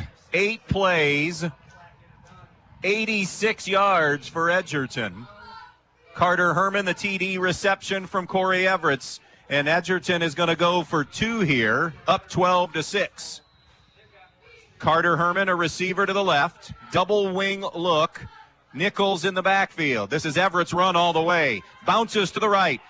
Turns back inside and will not get there. Great play defensively by Parker Kelly, who had a great freshman year. A good start to his sophomore year here. 12-6 it stays. Edgerton, their first lead of the night. We'll be back on B-Rock Sports. Even though we don't know what life has in store for our homes or car, we can still prepare. Introducing the damage doesn't have to be too damaging policy from American Family Insurance. Insure carefully, dream fearlessly. Contact Danielle Van Atta, agent at 1318 East High Street, Suite A in Bryan, or call 419-636-0408 today. American Family Insurance Company, SI and its operating company, 6000 American Parkway, Madison, Wisconsin. 5:02 to go. First half of football, 12-6. Good drive by Edgerton. They take their first lead of the season. They go 86 yards. So, Bummer, as we look at what transpired, they get a stop defensively, Edgerton does, and then they go 86 yards in 8 plays, and a beautiful ball. Good route by Carter Herman. Good play call by Brody Flagel, and great execution. Everett's finding Herman for the 42-yard TD pass. It sure was. And again, we talked about at the beginning, we knew Edon was going to be able to move the football despite this being a very talented Edgerton defense. But the question mark tonight was, are they going to be able to get enough stops? So far, the first quarter, the answer was yes. Now we get into the second quarter, and you're seeing Edgerton move the ball a little bit more freely on the last two series of what they've had the ball. And we'll see what happens going in here into the second and third quarter, as we're 3 minutes left in the second quarter, 5 minutes, left in the second quarter. But right now, Edgerton seemingly being able to move the ball a little bit more effectively and finding something in the Edon defense. Don't really know if they're doing anything different, just being a little bit more physical at the point of attack. Little squib kick by Everett that was covered up by Wyatt Moore for a second time tonight. So it's a 1st and 10, Edon at their own 41. This will be Edon's 4th possession of the night. 3 receivers go to the left, 2 receivers to the right. The 2 are to the short side of the field. Hash mark near side on 1st and 10 at the 41. Sapp wants to throw. Under a little pressure. Catch is made. No, it's not made by Carter Keese. Great job. Caden Pasillo hand fighting with Carter Keese and ripped it away defensively. Yeah. Looks like a lot of man-to-man for Edgerton. Again, playing off Edon a little bit more than maybe I'd like, but a great job there by Caden Pasillo. And I remember last year in that Antwerp game against that very, very talented quarterback, Keaton Aldemus for Antwerp, and Caden Pasillo was all over the place for Edgerton in that game. A rainy night, if I recall. Do you remember that, Andrew? Oh, absolutely. So following the incomplete pass, 2nd and 10, Edon. Sapp wants to throw, got a man open and underthrew that route. It was intended for Max Radeball, and that was low and behind his intended receiver, and now Edon with a 3rd and 10. Yeah, Kyler just got his feet too wide on there, didn't get him set, underthrew the ball.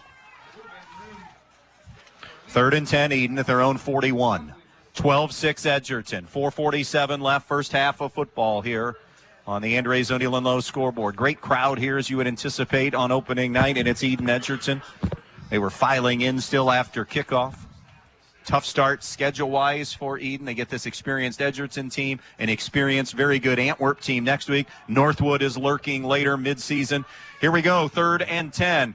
Blitz coming, tunnel screen. Keese with a great grab, 45-50, spinning his way into the secondary as a first down. That was all Carter Keese, first with the fingertip catch, and then the great run to the 45-yard line, and a gain for a first down.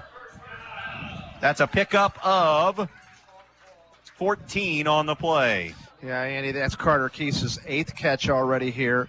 4 over now, 122 yards. Edon wants to go hurry up here. Want to set another screen up. Passes to Willis. He makes the grab. Runs right into the arms of Owen Roth. It's a minimal gain of 2 on the play, but it'll be 2nd down and 8. Willis is one of those newcomers, a sophomore, that's stepping in.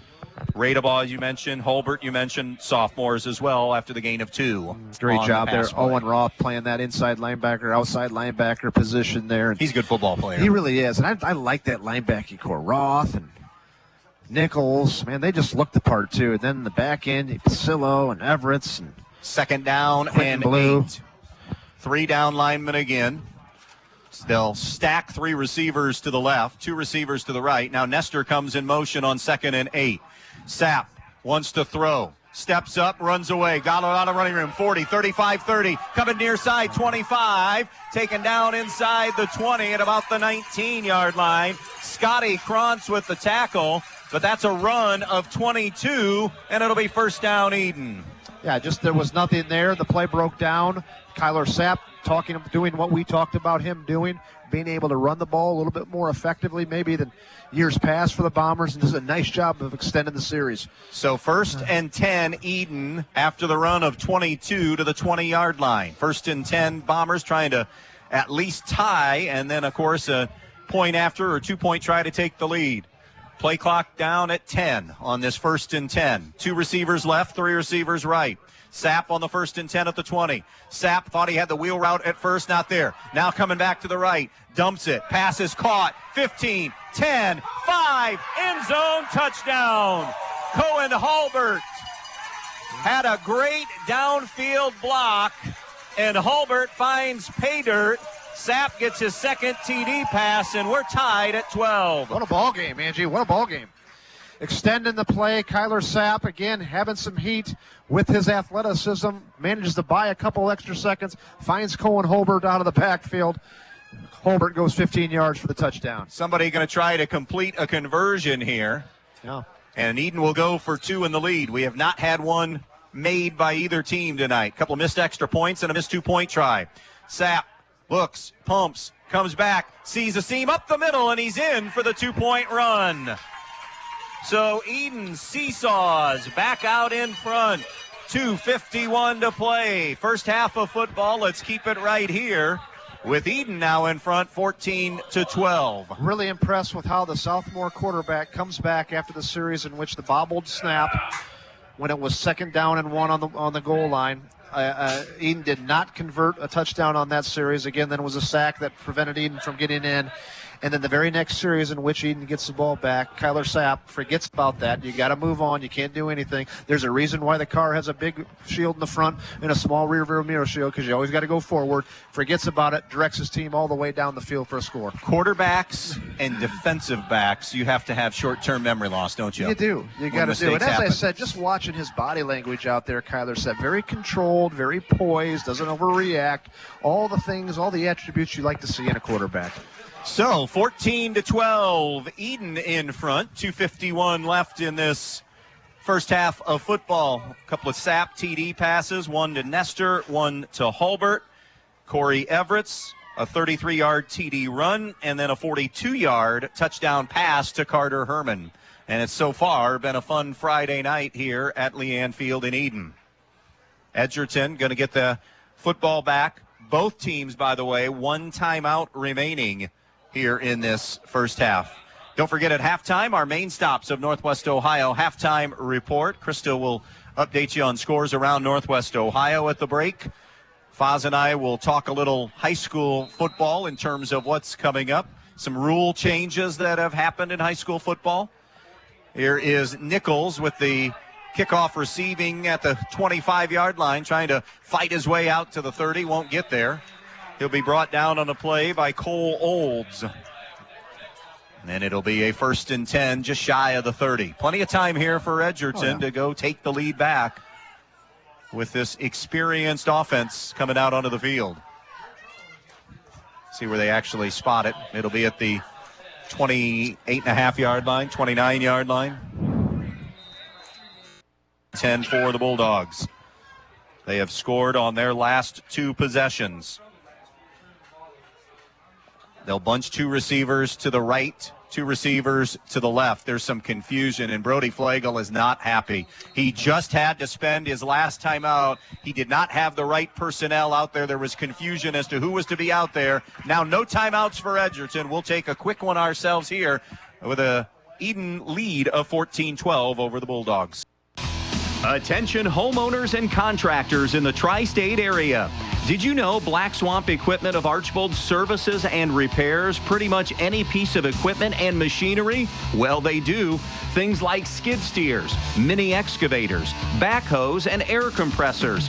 But it's not just big equipment. They also repair things like lawnmowers, snow blowers, chainsaws, heaters. Pretty much anything you can think of, Black Swamp Equipment can handle it.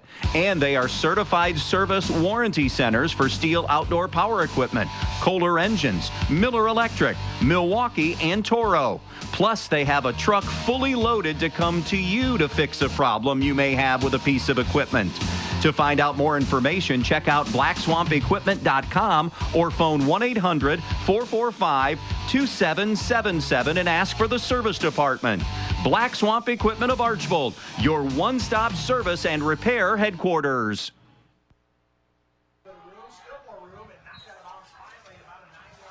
Out of that final Edgerton timeout, Owen Roth on a jet sweep to the far side. The run is going to be of 10 for Owen Roth, and that'll move the chains, it appears, and it does. So 1st and 10 for Edgerton now at their 39-yard line. He was tackled in the field of play, so the clock is winding and starting now. Still time, over 2 minutes, but Edgerton does not have a timeout remaining. 2 receivers to the left, 2 receivers to the right. One of those to the right comes in motion. It's Pasillo. They'll fake to him. Everett keeps it, twists his way forward as he's slammed forward for a pickup of 3 on that run out to the 43-yard line. Morris brought him down there, and it'll be 2nd down and 7. Make it Skiles, not Morris. Skiles on the tackle. 2nd and 7 from the 43-yard line. Edgerton's own 43. 1:55 and rolling to play in the half. 14-12. Edon on the Andres O'Neill & Lowe scoreboard. Trips to the left. One receiver right. Back draw Everett's 45. Everett still battling. Cohen Holbert among those, dragging him down at the 48-yard line. Just shy of the 1st down. He picked up about 5, and it'll be 3rd down and a couple. Look for Edgerton now without a timeout. Going to have to take a shot downfield and get a chunk play here because I think 3 and 4 yards at a time is just not going to get it done with the time now to 1:27. Great play that time by Cohen Holbert coming up. 3rd and a long 1 here for Edgerton near midfield. Everett's again on the run, has the 1st down, slithers his way to the 46-yard line. He picks up 6 on the run, and that'll move the sticks. Clock stops to spot it and move the chains. 1:15 to go in the half. Again, no timeouts, Edgerton. Edon nursing a 14-2 lead. Now they wind the clock. 2 receivers left. Make it 3 receivers left. 1 receiver to the right. Nichols, the running back, on a 1st and 10 at the 46. Everett gets the snap. Pump and go. Sideline, far side, and it's going to be broken up on the play.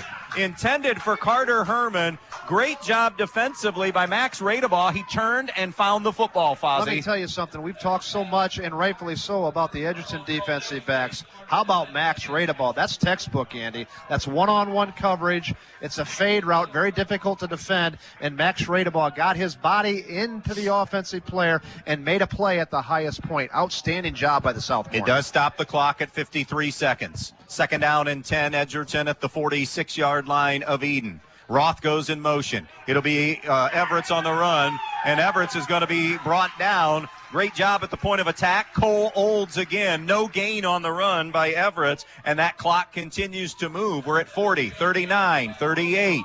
3rd down and 10 from the 46. Might have to be shot time here for Edgerton. That one timeout that Edgerton had to burn is very costly right now, Andy. 4 receivers right, 1 receiver to the left. 24 seconds left. Everett's a little half roll to the right. Everett's fires, and it's dropped in and out of the hands of Pasillo. Carter Keese had coverage for Edon, but now it's 4th down and 10 with just 16 seconds left in the half. A ball that should have been harnessed in that time by Pasillo, just couldn't do it, and it's punt time for Edgerton for a 2nd time tonight.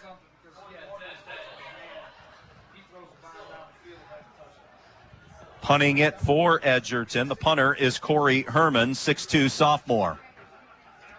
4th and 10, 16 seconds left. What a good first half of football. Boy, it's been fun, hasn't it? Competitive. Passionate, emotional. Mistakes, but well played as well. Good kick by Herman. This thing will roll, though, into the end zone. It'll be a touchback. 7 seconds, and this will be pretty easy here for Edon to kneel down, and we'll head to the locker room in our main stops halftime show. Plenty to do there at halftime. As we said, we'll give you some numbers from the first half, talk a little bit about the second half, talk about other conferences and teams in Northwest Ohio, score update, and much, much more coming up, although Bob Olin is going to take a timeout here, so maybe they aren't going to kneel down. Overall thoughts, both sides. Let's start with Edon on both sides of the football. They're nursing the 2-point lead. What have you liked? Where do you need to see some things as this season goes on as far as improvement for Edon and as this game goes on for that matter? Listen, I'm impressed. They've exceeded my expectations. I thought because they lost so much last year, and we understand that they've got a lot of talented youngsters coming, but they're still youngsters, and we understand there's some talent sprinkled in there, obviously in the juniors and senior class, but not to the level that they had last year. Defensively, I thought Edgerton, quite frankly, coming into this game would have their way. They have been effective, but Edon has held their own. So really have been impressed with Edon on both sides of the football. Knew that they would be potent offensively. Love what I see out of Carter Keese. He's been as advertised of what we've been hearing about in the preseason. We'll get to Edgerton a little bit more at halftime here. A safety snap, and Sapp will take a knee, and that's how your first half will come to an end. Good first half of football here from Leanne Field in Edon. It's Edon 14, Edgerton 12, the main stops of Northwest Ohio. Halftime show gets underway next on B-Rock Sports. Healthcare providers throughout Northwest Ohio are in dire need of qualified employees, and Northwest State has the highly ranked programs to give you the best training to succeed. Nursing, medical assisting, phlebotomy, and more. It's all at Northwest State, your community's college. Hi, this is Todd Hernandez, president of Northwest State. Come see why we are your community's college. Visit northweststate.edu or call 419-267-1320 today. Fritch Excavating and CMF Enterprise of Edon wants to wish the Edon Bombers the best of luck in tonight's game. Fritch Excavating is family-owned and operated for over 30 years, and they handle everything from site prep to parking lots to land clearing. They can also put in a driveway, run a water line to an outdoor building, do a sewer line, or tile work as well. CMF Enterprise is a female-owned and operated business serving Ohio and Indiana, offering dump truck services, including aggregate material sales. CMF also handles a large variety of construction, landscaping, ag, and residential materials as well. Fritch Excavating of Edon and CMF Enterprise of Edon wishing the Bombers the best of luck in tonight's game.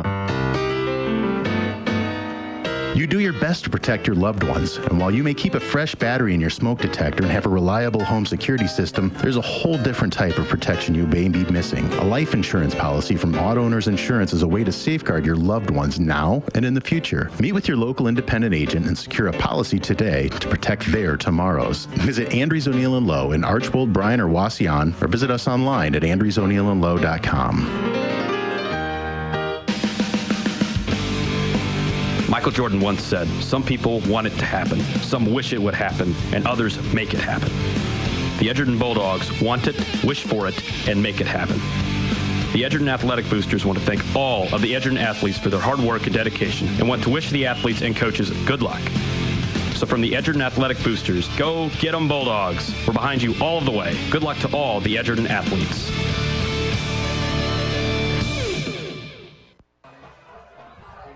Welcome back out here to Edon on week one of high school football as the sun starts its descent here this evening. Good first half, 14-12. Let's recap scoring before we take a look at the first half statistics.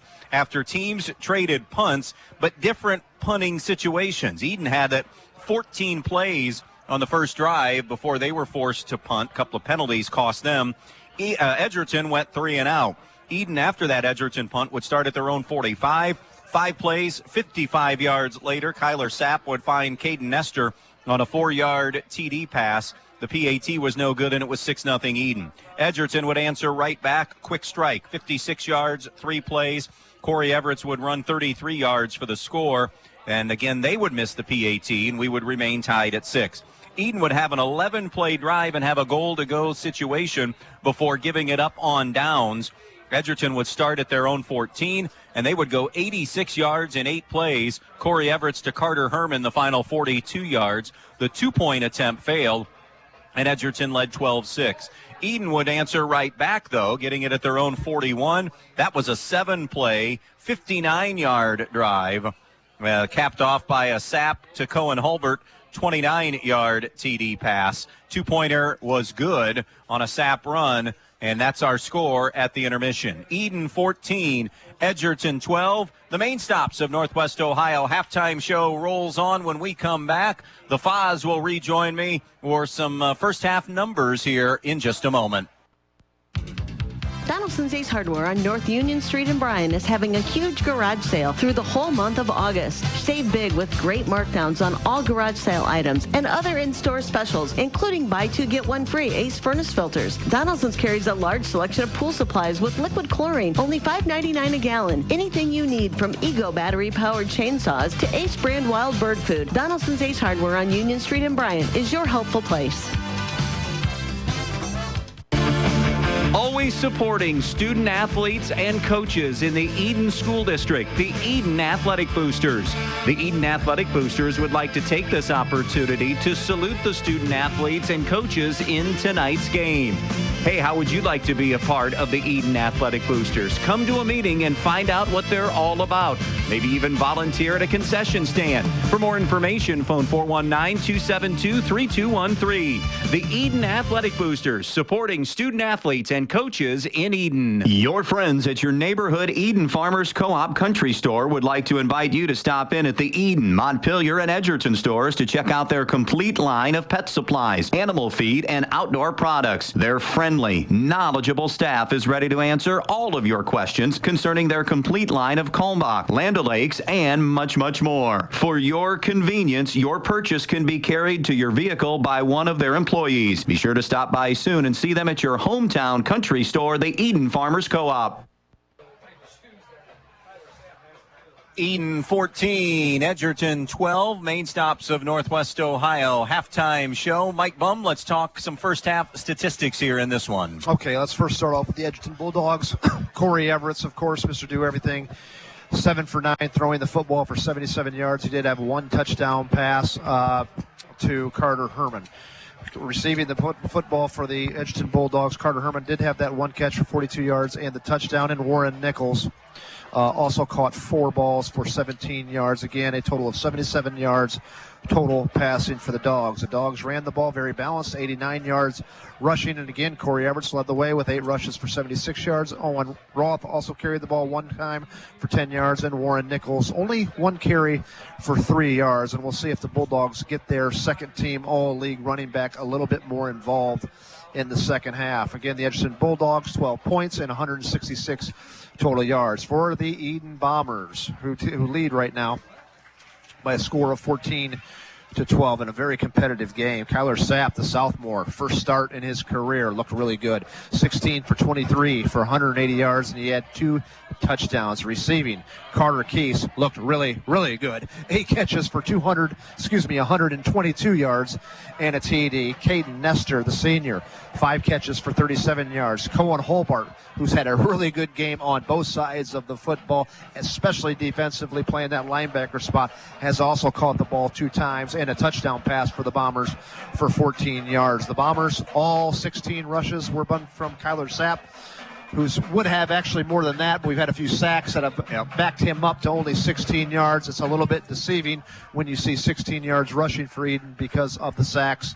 They have only 16 yards rushing, 180 yards through the air for 196 total yards. So a very competitive game on the scoreboard, a very competitive, comparable game statistically, 14-12. The only thing that separates these two teams right now is a extra point for 2. Yep. So we'll take another break. We'll find out what's going on in games around Northwest Ohio after this timeout. Our main stops of Northwest Ohio. Halftime show rolls on. 14-12. Edon with the lead. Krista Bruner will join us with that scoreboard update after these messages. When you're in need of a new appliance, go to your local appliance dealer, Direct Link Appliance and Hardware in Bryan. They carry new, used, and scratch and dent appliances. They carry the brands you need: Speed Queen, Whirlpool, Maytag, KitchenAid, Amana, and GE. Many in stock for you to take home today. Then when you have something wrong in years to come, Direct Link will also service everything. No need to call that 800 number and talk to someone you don't know. Just call Direct Link at 419-636-4541, and they'll be out to fix it for you whether it's under warranty or not. Direct Link Appliance and Hardware in Bryan, your local appliance dealer. Locally owned and operated for 19 years, Edon Pizza is your best choice for the freshest pizza in the area. Call them at 419-272-2452 and order from a large variety of menu items, including pasta, calzones, wings, and of course, pizza and subs. When you're paying the right price for protection, you just know it. It's that warm, fuzzy, totally secure feeling, knowing that you're not only getting great coverage, but you're also not paying too much for it. And there's no one that knows that feeling like me, Molly Culler, your local Allstate agent, because I work every day to get people like you the coverage they need with the savings they deserve. Give me a call for your quote today. Allstate, you're in good hands. Savings vary based on the average annual savings reported by new auto customers surveyed in 2019 who switched to Allstate.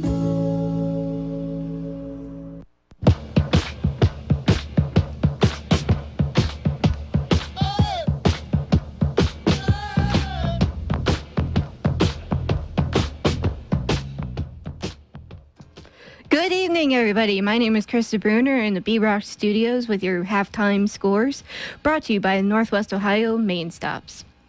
In our game, Edon is on top of Edgerton, 14-12.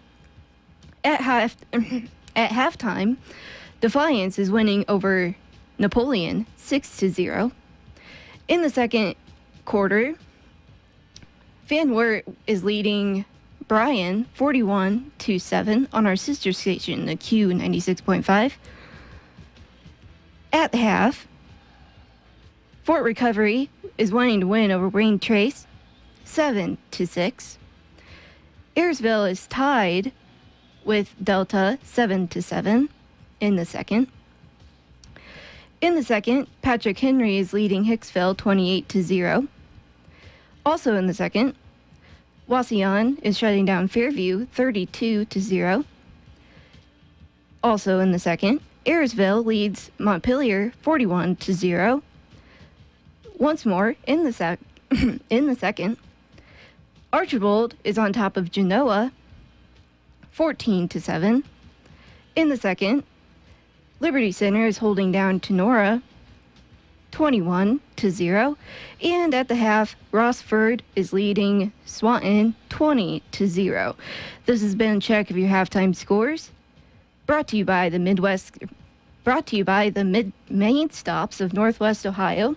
Keep it right here for more play-by-play coverage right after this. When you're inside this winter, you want to not only be warm, but also have great indoor air quality. Well, Stark's Plumbing and Heating Services features it all with Lennox and iWave. iWave safely treats the air throughout your home, plus kills mold, bacteria, and viruses. It also reduces odors from pets and cooking, reduces allergens, smoke, static electricity, and dust in the air. And best of all, no maintenance, no bulb, no other parts to replace. Check out Stark's at starksphs.com or phone toll-free 1-800-329-4040. Forge into the future with Edgerton Forge Incorporated on US 6 just outside of Edgerton. Open interviews Monday through Friday, 7 a.m. until 2 p.m. with immediate openings for maintenance and first and third shift general laborer with pay up to $21.93 an hour. Apply online at edgertonforge.com/careers or stop in to see them for an application and tour the facility at 257 East Morrison Street in Edgerton. Camco Industries, with facilities located in West Unity, Ohio and Morenci, Michigan, has openings on all three shifts for production and assembly operators. We manufacture interior plastic products for the automotive industry.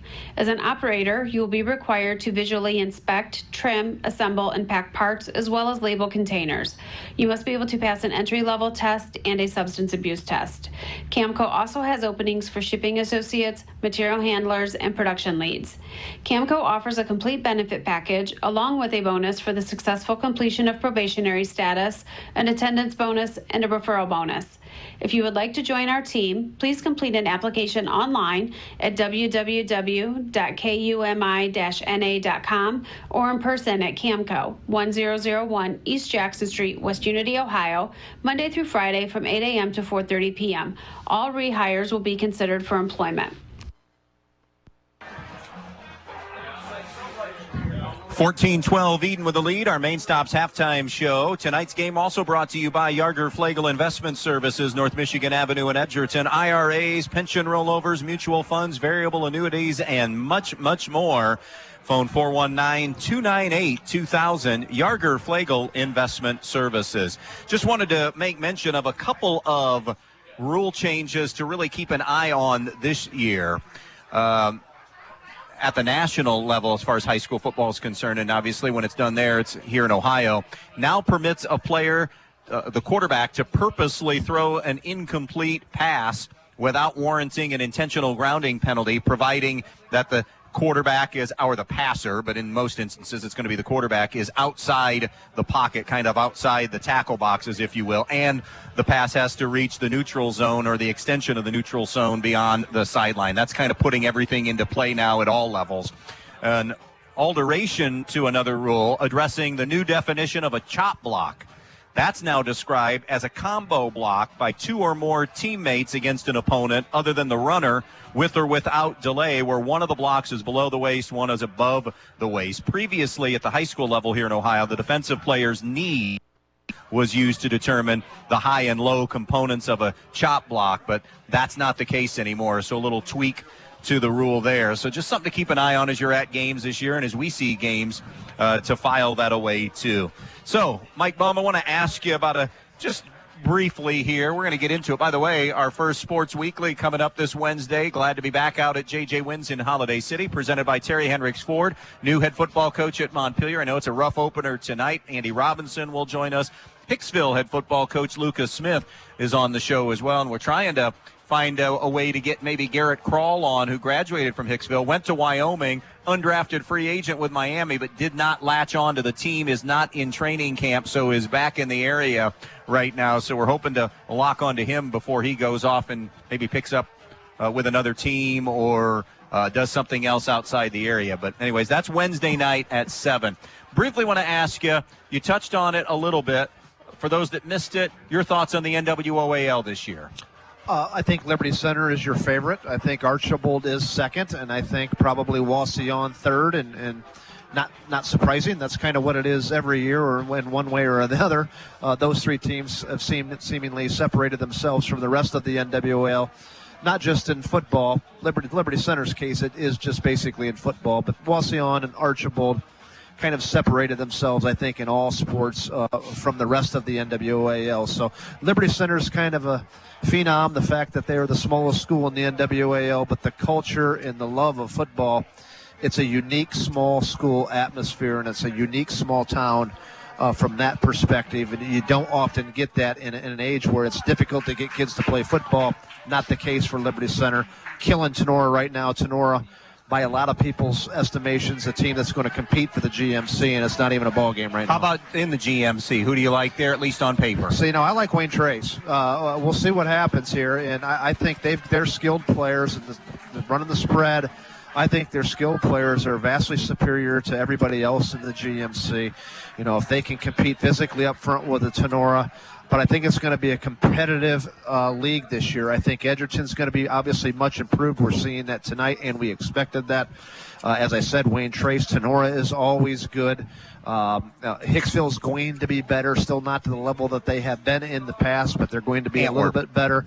And then Antwerp with Keaton Oldham is back in a team that was 10-2 last year, I believe, lost in the second round of the playoffs to Edon. Is going to be good again. I'm not so sure they'll be as good as what they were last year, but a team that's good enough to beat anybody on any given night. A couple of new coaches in the GMC. John McCord takes over at Fairview. Andrew Mickey, the former Fairview assistant in D.C., is now at Ayersville, so a couple of new coaches there to make mention of. How about the TAC? Yeah, the TAC begins and ends, of course, always with Northwood, and they're the team that's won it 95% of the time since they've been in the conference. But Ottawa Hills this year is expected to have a very good team back with the majority of their kids returning. So Ottawa Hills and Northwood. Okay. Hold on now. Edon, of course, will be in the mix too. Yeah. Edon. We'll see how your top 3 teams. Yeah, and we'll see how they develop. That's what I want to see. Win or lose tonight, how do they develop as the year goes on? Sure. Talking about Edon. Want to take one final break? We have the second half in just a moment. Our halftime show has been brought to you by the Main Stops of Northwest Ohio. Always open when you need them. And, of course, Thirsty Thursdays available at the Main Stops of Northwest Ohio. 14-12, Edon leading Edgerton. We'll step aside one final time. Second half gets underway next on V-Rock Sports. Since 1875, 4 generations of the Krill family have served this area. Krill Funeral Service realizes that the end can be a difficult and emotional time. They will guide you through each and every step of the funeral process, carefully and with integrity. Krill Funeral Service expresses appreciation for your trust in them, and they'll continue to be there for you in times of need. Krill Funeral Service of Edgerton, Edon, and on West Mulberry Street in Bryan, where they offer an on-site crematory. Who doesn't love being number 1? When your team's dominating the standings, or your favorite band rocks the charts at number 1, it feels good, right? Kind of like how it feels when you have auto insurance with State Farm. Because making you feel like number 1 is an honor your local State Farm agent takes seriously. Through the good times and not so good, your State Farm agent's proud to be here to help life go right. Call your State Farm agent, Jody Herman, in downtown Archbold today. The newest way to save money is also the easiest way to save money. With Midwest Community Federal Credit Union's new rewards checking account powered by Bazing, you get access to thousands of local discounts on shopping, dining, travel, and so much more. All you have to do is show your mobile coupon and save. No matter who you are or what you do, saving money is for everyone. Stop by a Midwest Community branch or visit midwestcommunity.org to open a rewards checking account today. Second half, just a couple of minutes away. Mike Bumb rejoining me, of course. And Foz, we talked just before halftime about Edon and your impressions. What stands out, positive and negative, about Edgerton from that first half? Again, a lot of the things that I already anticipated coming into it. You got great quarterback play, arguably the best quarterback in the GMC. And I know the Almas, Keaton Almas is a great player as well.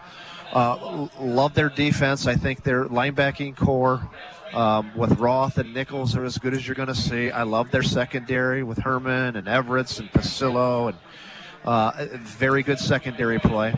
Give credit to Edon. He needs to move the ball a little bit. Physically up front, they are what I thought they would be. Physical up front in the offensive line, much bigger than Edon. Like to see Edgerton get the ball to Nichols maybe a little bit more in the second half. He's only got one carry right now. Now they have given him the ball in those swing passes for 4 times, but get him the ball a little bit more.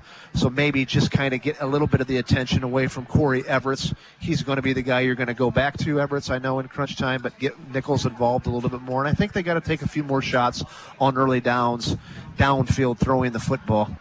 Really only threw the ball deep, I think twice. Mm-hmm. One was for to Carter Herman. So my impressions of them, good football team and solid on both sides. It's been a well-played football game. We've had 0 turnovers. Had, one mishandled snap, which really did hurt Edon. Had a few penalties, but not an overwhelming amount for the first game of the season. Special teams play has been a little bit sketchy, and I think a lot of that's because either team's really got a kicker. So field position has kind of been what it is, and extra points are what they are. Either team can kick them. You got to go for 2. But offensively and defensively, I think you're looking at 2 teams that are in pretty good shape for week 1, and it's been a well-played game. It's not been sloppy. It's been organized, and good football plays have been made on both sides of the ball. I will just say one thing, and again, eyeball test, one half of football in the opening week.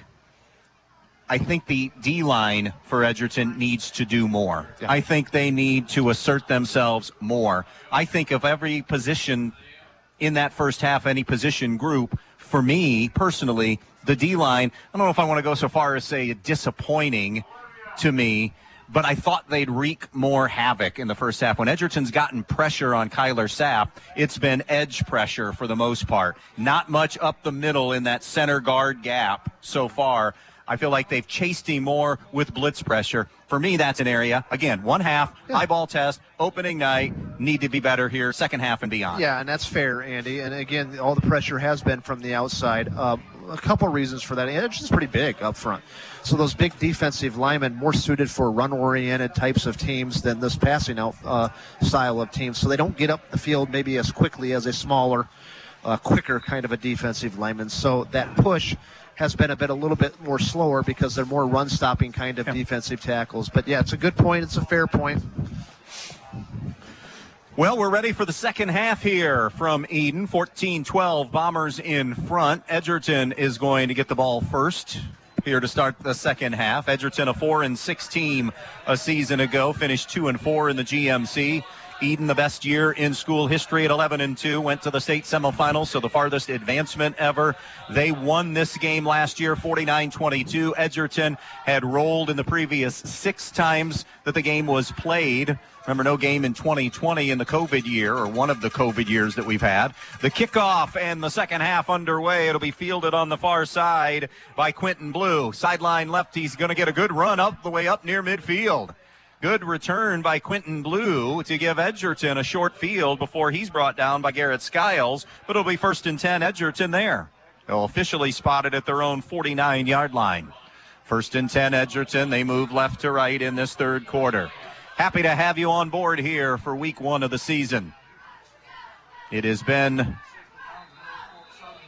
a hard-hitting, well-played in terms of clean football game here in this first half. It has been. 2 rivalries. There's been no extracurricular activities or cheap shot, none of that nonsense. Just been a good physical game. Double wing look as they tighten things up. Going to put it into Corey Everett's hands, and he is going to get 9 on that first run. Kyler Sapp had to bring him down, but it was downfield. Good blocking up front by the O-line that time to get Corey Everett's 8 officially on the run. So it'll be 2nd down and 2 from the 44 of Edon. Double wing again, receiver left. Everett's has Nichols in the backfield. He'll bring Roth in motion. Give it to Roth on the jet sweep. 45-40. Got the edge, 35, and will get downhill to about the 31 or 2-yard line.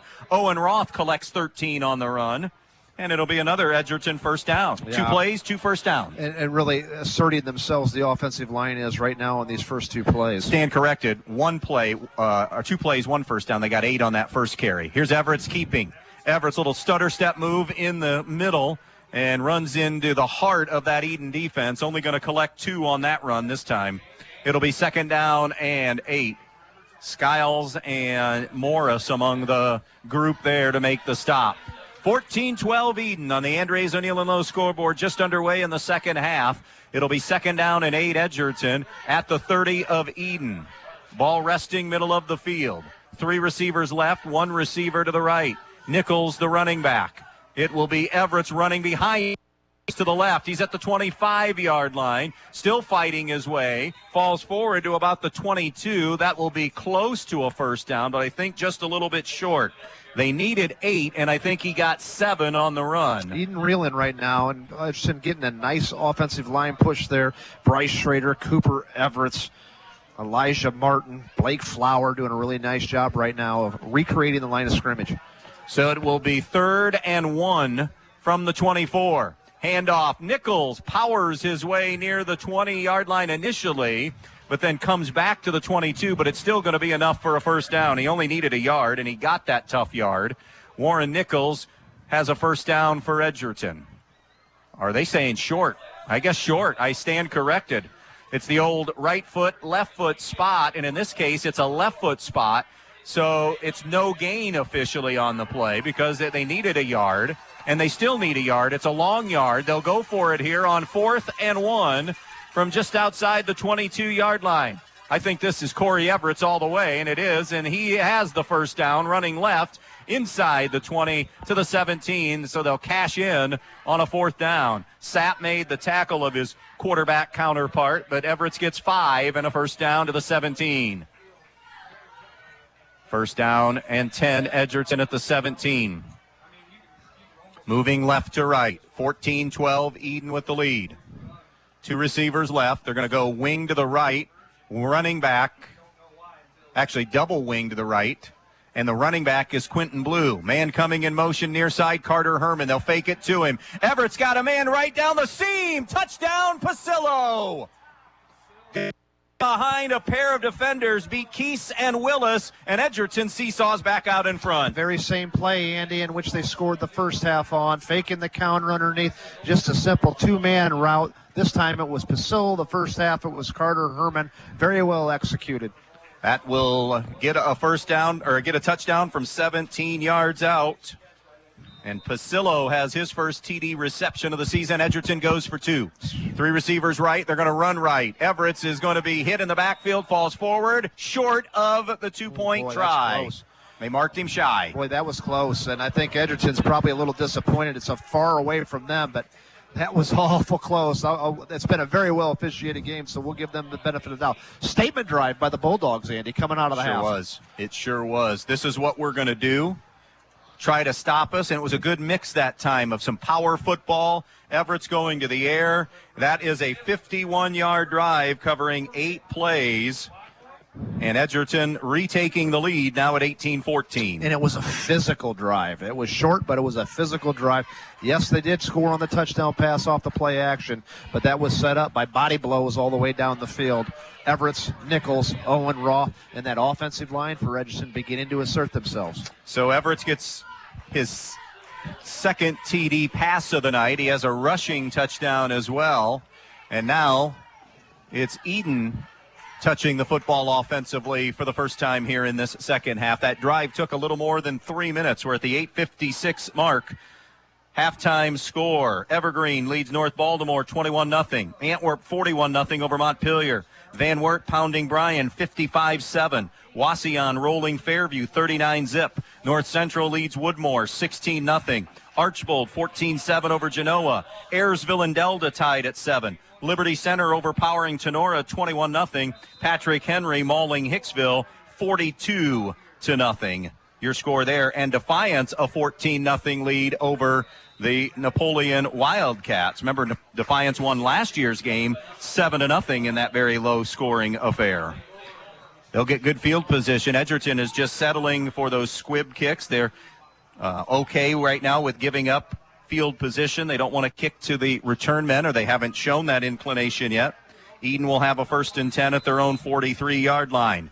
As this drive begins, and the Bombers going right to left. Hash mark far side. Empty backfield. 3 receivers left, 2 to the right. Sapp on a curl route hits Nestor. Nestor is able to squeeze out about 8 on the play to the 49. Carter Herman brought him down, and Carter Herman is still down at midfield.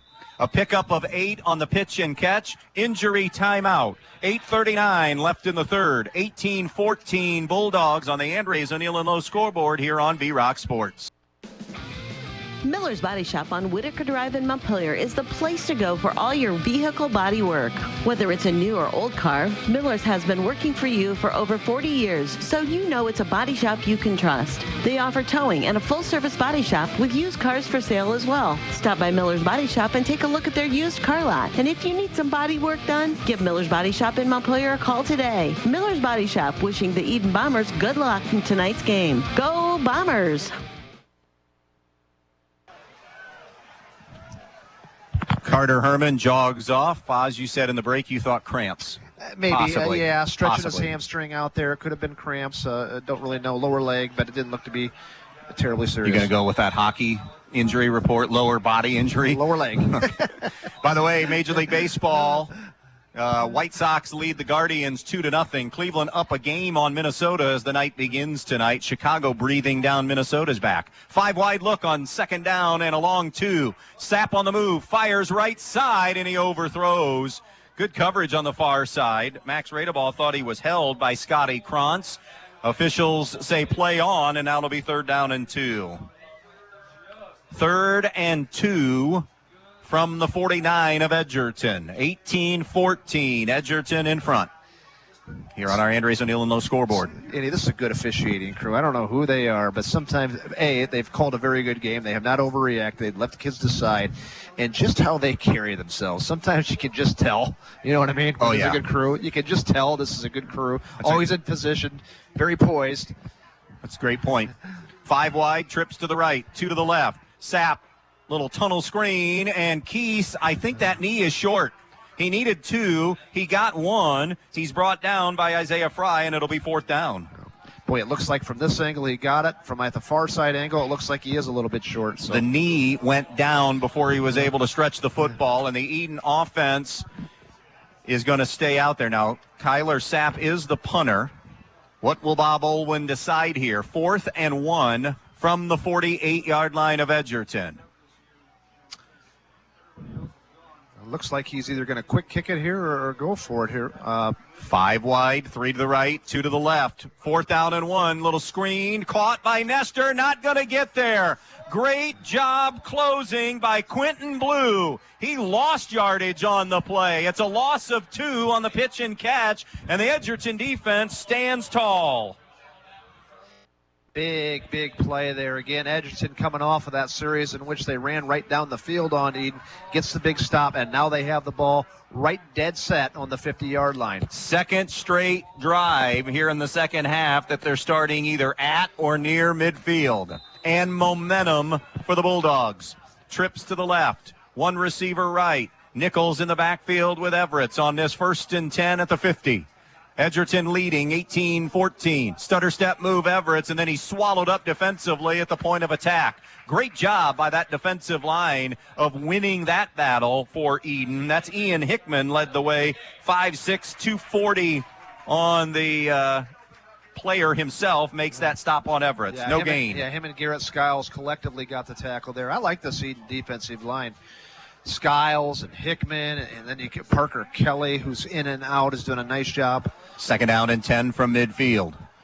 3 receivers bunched left. Little swing pass to the far side to Nichols. Nichols isn't going anywhere. Gang tackled. Good pursuit by the Edon defense. Garrett Skiles led the way. They do give him forward progress of a gain of 1, but a great job again defensively by a swarming Edon defense. Yeah, collectively, again, that was about 4 guys. As you said, Skiles and Olsen on the play there, just stringing the ball out, getting Hess to the football. 3rd and 9, Edgerton from the 49 of Edon. 18-14 Edgerton on the Andres O'Neill and Lowe scoreboard. 6.5 to play, 3rd quarter here on WBNO FM Bryan. 2 receivers stacked left. Now 1 comes in motion. They'll fake the jet sweep. Everett's over the middle. Incomplete. Sapp on coverage, and they're going to get him on a PI. It was Nichols who was running that deep in route, and this is going to be a pass interference penalty against the Bombers. And that is going to move the chains and give Edgerton a 1st down. Yeah, I think it's probably a good call there. It was close, but coming across the body, the back official did see it. So that'll take the ball inside the 40 to the 38 of Edgerton. By the way, quick note on officials. If you are somebody at any level in any sport, we need you. Yeah. Everybody needs you because we're so short on officials. There's already early conversation about, well, if we don't have enough, we might be playing Thursday games or Saturday games just because they need to fill out crews. Here's a jet sweep to Roth. Cut back 35-30. Roth lowers the shoulder 25, but I think we're going to get, well, it's either going to be a face mask on Edon or a holding penalty on Edgerton. As it stands now, it's a 10-yard gain. And it just comes back that your comment about there is a shortage in all sports, particularly the ones that are a little more high profile because people, quite frankly, care more. But here's the deal. It just goes back to treat people with some common decency and respect. Cheer for your team. It's okay to get upset every now and then, but this garbage about absolutely going to the game and your whole sole purpose is to rip on the officials. It's tiring, it's boring, and if you keep it up, we're going to start losing high school football games. Or any sport. Any sport. Yeah, well basketball, said. football, softball, baseball. Just knock it off. Treat people with some common courtesy. So the line of scrimmage now is the 43-yard line. Officially, it's a loss on the play of 9. So 1st and 19 for Edgerton. Everett's rolling left, throws, and it's dropped. Riley Kolar was the intended target. Good defense. Blake Baker was there, but he just didn't look it in, and now it'll be 2nd down and 19. You know, the sports, if I'm ever going to become an official, I'm going to either be a track official all right, you don't get chewed, or volleyball. And you know why volleyball? Because anybody that yells anything, nobody knows the rules. Sure. If you're either in the net, it's the only thing they'll yell, or they'll yell lift. Right. That's it. That's right. So slot left, split right. Nichols, he's going to be brought down either at the line of scrimmage or behind, and that's Baker again. Andy, big plays here, big momentum plays in which both teams have rised up and made big play. Edgerton stopping Edon on 4th down. Edon with a lot of youngsters out there, very easy to kind of drop your head. You get that Edgerton goes down, scores, stops you on 4th down and short, and Edon now is rising up and got his 3rd down and 20 situation for Edgerton, making a few big, huge, key defensive stops. From the 44 of Edon, 5 and change to go in the 3rd. Dogs up 4, 18-14. Slot left, split right. Play clock at 10. Man goes in motion far side. That's where they'll roll Everett. Got pressure. Throws. Caught. 40, 30. Bulls his way inside the 30 to about the 28. That's a good, positive play for Edgerton because from 3rd and 20, they now have a very manageable 4th and short. We're waiting to see where they actually mark it. It's going to be a gain of 17, so it'll be 4th down and 3. Edgerton hurry up to the line of scrimmage at the 28 of Edon. They don't snap it right away. They just wanted to see if maybe they'd get Edon twitchy up front, maybe move into the neutral zone. Now they're taking their time. Hand signaled in by Brody Flagel, the OC, and head coach, obviously. Tight end to the left, trips to the right. Play clock at 9. 4th and 3 from the 27. Going in motion is Pasillo. They give it to him on the jet sweep. Pasillo cuts back. Did he get there? I don't think so. Short of the 1st down. The Edon defense bends, but they do not break. He needed 3. He got 2. And this young Edon defense gets a huge stop deep in the third quarter. I couldn't tell who made the play. It looked like Kyler Sapp coming screaming on that jet sweep, and Pasillo was stopped 1 yard shy of the first down. What a outstanding defensive stand there for the Bombers. Coming off again, not converting on fourth down. Growing up right before our eyes, this sophomore-dominated group. Here we go, 1st and 10, sudden change. Nestor sits down on a curl route, going to make the grab. He'll be brought down by Pasillo, who was just stopped shy of the first down. Gain of 5 on the pass play. It'll be 2nd down and 5. Nestor runs very clean, crisp routes. 2nd and 5 at the 31-yard line. Edgerton confused defensively, late to get to the line of scrimmage. Edon on the quick snap and now whistles as the catch is made by Carter Keese.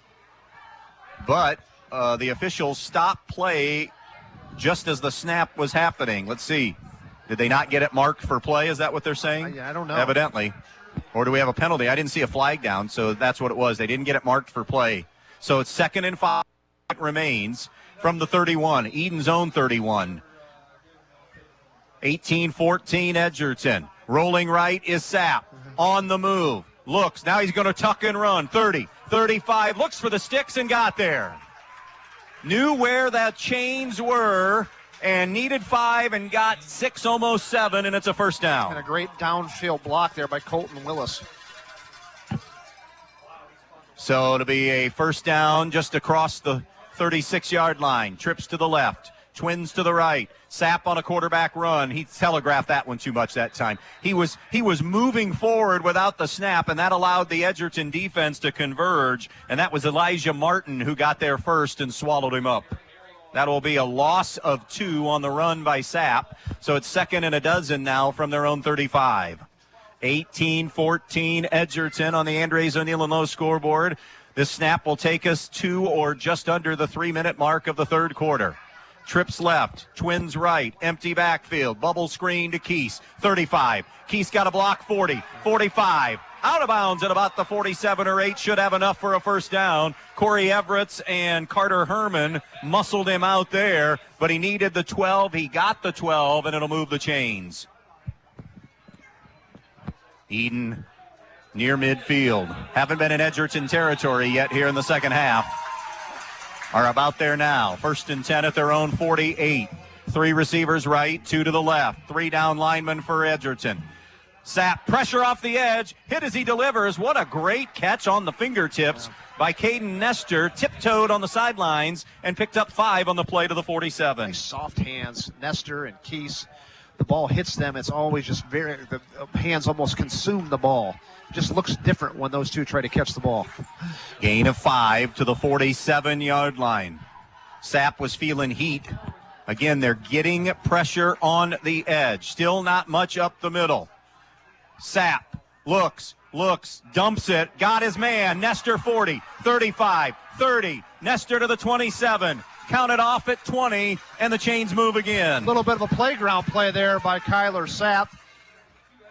Kind of shuffle past that over the defensive line as the play broke down. And Edon going hurry up here. They're feeling the momentum now. 5 wide, 1st and 10 at the 27. Sapp a long throw to the far side. It is caught far side. Radebaugh to the 20, to the 10. It'll be 1st and goal. Max Radebaugh. He got about 20 on the play.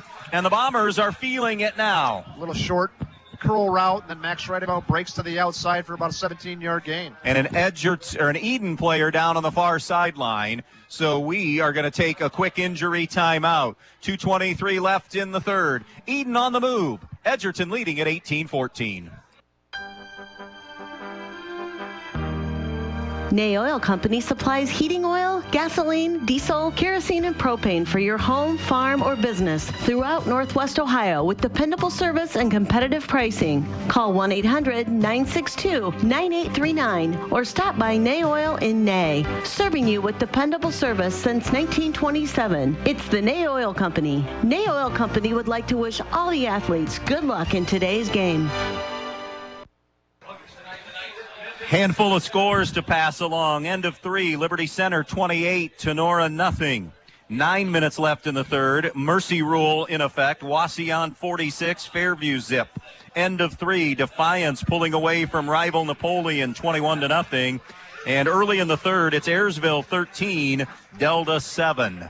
Here, 18-14, Edon. They have a first and goal at the 9-yard line. That was Radeball, who was slow to get up and now is coming off under his own power. Just made a great catch and run and a gain of 19 to get them to this first and goal. Another big chance here for Edon to reclaim the lead. It is. Looks like Radeball is going to be okay. He's walking off the field right now. Not exactly sure what it was, but it's good to see him all right. Yeah, Edon doing a nice job again, controlling the ball through the air, as Edon will do, down into scoring position. Now things get a little bit more complicated because all those defensive backs are in there a little bit tighter because there's not as much space. And we know, again, Edgerton is very talented in that back half in the linebacker and secondary play. So tougher challenge now for the Bombers as you get into the red zone area. So first and goal at the 9.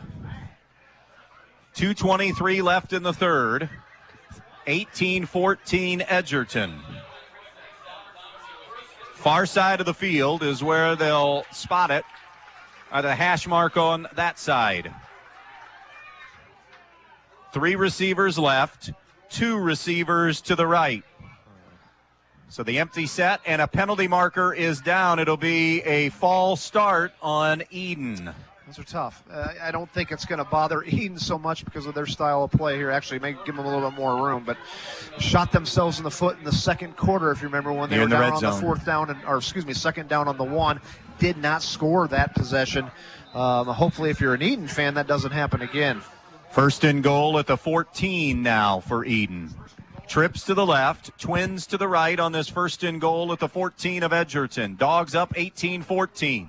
Sapp with the snap. Sapp looks, sails one toward the corner of the end zone. Nestor, touchdown! What a ball. What a catch. Edon back out in front. Little flag route, Andy, where Nestor tried to fake the slant route, planted his foot in the ground, and then turned to a flag route in the corner of the end zone. Kyler Sapp just put that right on the money, where the only person that could have possibly caught it, was Caden Nestor. Nice play. So 20-18 Edon. Touchdown comes at the 1:58 mark of the third quarter. Edon will go for 2. Technically converting here, not that Edgerton has a field goal game that we've seen, but technically this would make it a 2-possession game if they can convert. Man goes in motion to the near side. It's Nestor. 1 running back in the backfield. Sapp wants to throw. Now scrambling. Penalty flag down near the goal line. Sapp is down outside the 5 near the 10, but we wait on the marker. Warren Nichols got to him along with company. And we're going to get a defensive holding on Edgerton, so it will be a retry here for Edon. Nestor was coming out of his break and was grabbed. That's what I thought they were going to get. Edon likes to do a lot of double moves with Nestor, where he breaks off. And what's a double move?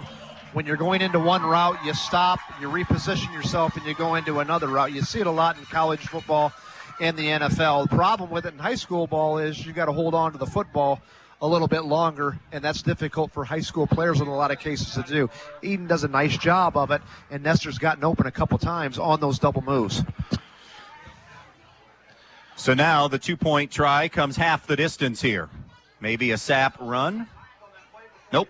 He wants to throw. Play action. Flush to the right. Now he's going to run. Looks for the end zone. Gets there. Sapp, the 2-point attempt is good. New score on the Andres O'Neill scoreboard now. Edon 22 and Edgerton 18 late here in the third quarter as we keep it right here. Terrific answer from this young Edon team, Mike Bumb. It really is. And responding to adversity that we've seen when things weren't going their way. Fifth series, Edgerton gets the ball, drives all the way down, scores. Edon gets the ball back, then Edgerton stops Edon on a 4th down and 1. You look like things are going in Edgerton's favor, and then all of a sudden Edon rises up and makes some plays defensively on the next series, and then comes down and scores again. We've got a heck of a ball game. We here. Sure do. And it's not over yet. Edgerton's going to have something to say about this before the night's over. Defiance 21, now Napoleon 7. Cats on the board. 31-0 Liberty Center over Tenora. 6 left in the game. Rossford after 3 leads Swanton 27-0. That's another reboot there at Swanton. Boy, since Dave Hansparger has left, feels like it has been a never-ending reboot at Swanton. Community's changed. You also have to contend with St. John's, which is just down the road. Anthony Wayne, which is getting bigger now and having a lot more success and moving out that direction. You're also losing kids there. So it's Swanton, a lot of the advantages that they had at one time now are disadvantages. Well, it'll be Edgerton set to receive this inside of 2 to go in this third quarter. A squib kick off the high hop. It's touched, it's loose, and then it's grabbed on the bounce and brought down on the play. Cohen Halbert wrapping up immediately Adrian Kepler and getting him stopped immediately near the 40. Edgerton ball, first down and 10. So each team with second half scores. Edgerton took the opening kickoff, went 51 yards in 8 plays. Edon just went 9 plays and 74 yards for the touchdown drive that put them ahead. Here's Everett's on the run. Everett's at the 40. Everett's backing his way near the 45-yard line. Got almost 5 on the play before Radabaugh, who is back in there, got in on the stop with a little help from Carter Keese. So a gain of 4 officially for Corey Everett's. It'll be 2nd and 6, Edgerton at their own 44.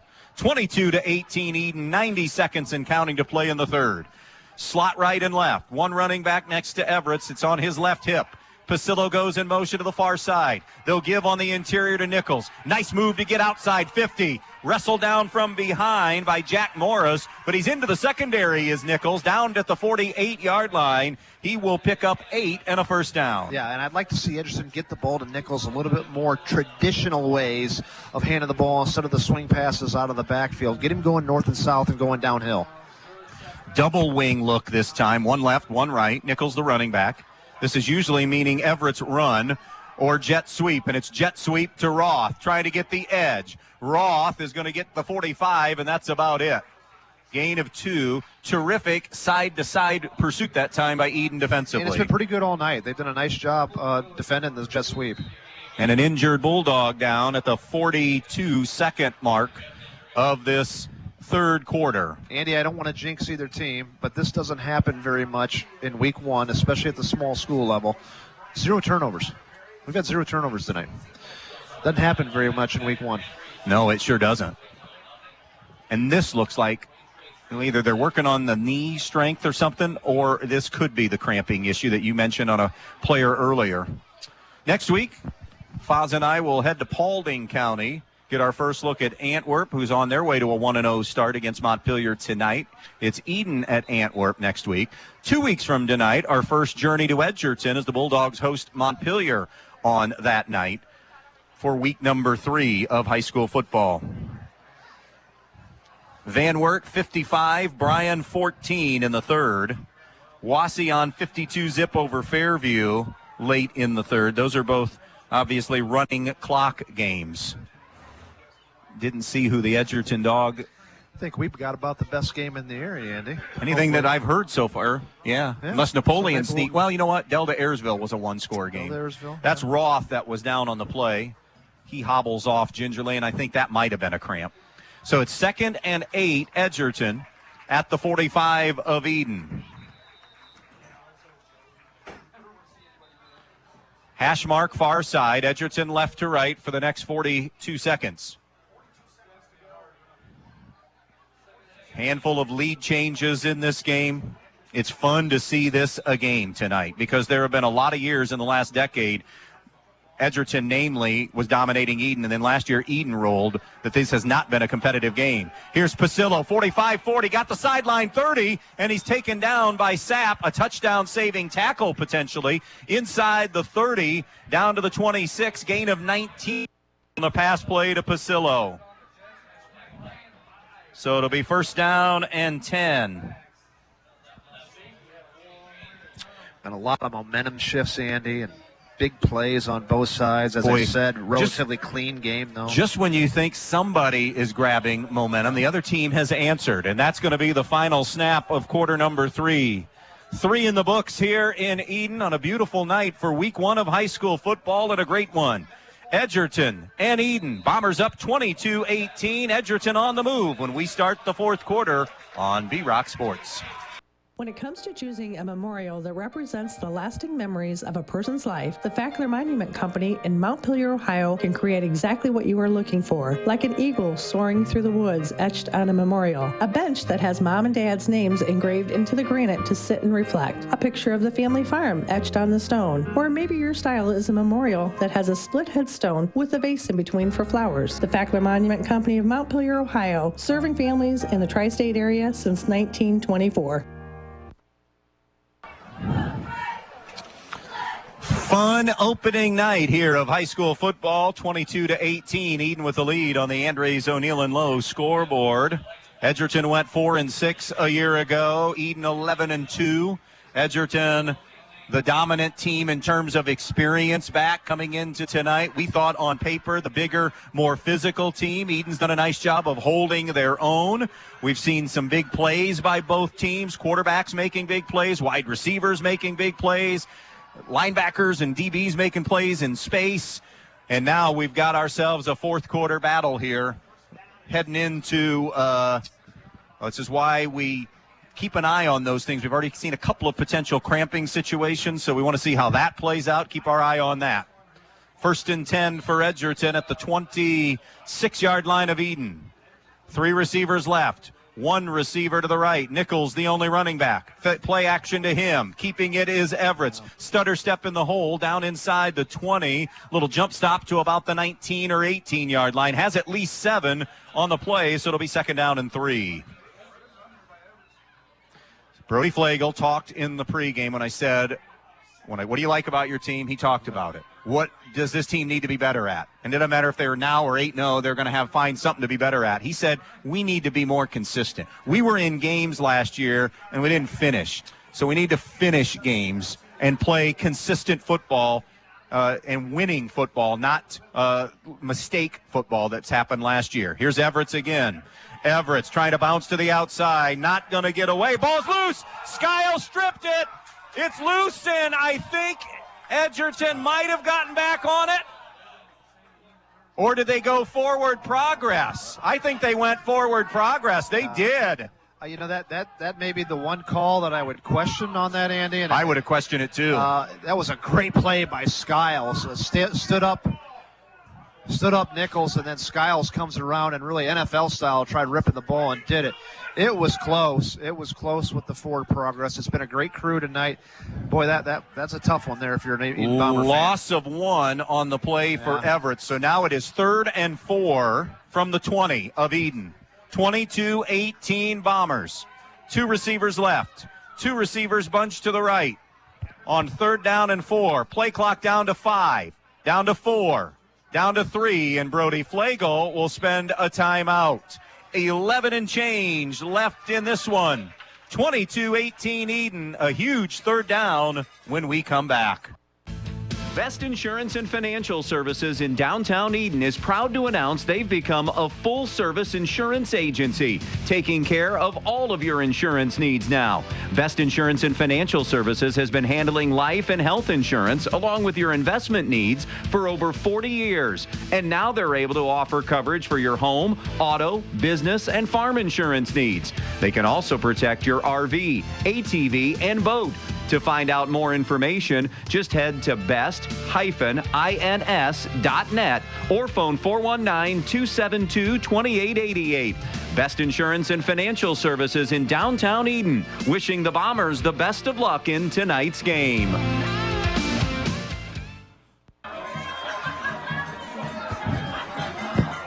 Third down and 4 from the 20 of Edon. 22-18 Bombers. Edgerton will have a slot to the left. They'll bunch 2 to the right. Man goes in motion. It's Carter Herman. Play action fake to him. Seam route. Caught. Nichols strolls rolls into the end zone for a touchdown. Third time tonight they've had success with that play. On the money, the play action pass. Got the linebackers reading up to stop the run, and Everts throws it right on a dime, right down the middle to Pasillo. Carter Herman made the grab for his second touchdown. Yep. Outstanding throw again. Corey Everts, when big plays have to be made, Corey Everts finds a way to make them. Another TD pass for Everts. They'll go for 2 here. Up 24-22 now. Herman goes in motion far side. They give it to him on the jet sweep. Looks for the corner. Spin move to get into the end zone as he spun on Radabaugh and scored. What a ball game, Andy. And Edgerton retakes the lead. 26-22 Bulldogs. Timeout on the field. We're back in 30 seconds. Hi, Dan Stuckey here, broker owner of Real Estate Advantage Team. Are you getting ready to buy or sell a home? I would love to be your realtor. From our first phone call to the closing table, I am with you every step of the way. I will serve you with honesty and integrity. My goal is to provide you with a stress-free home buying or selling process that exceeds your expectations. So let's get you moving. Call 419-636-5100.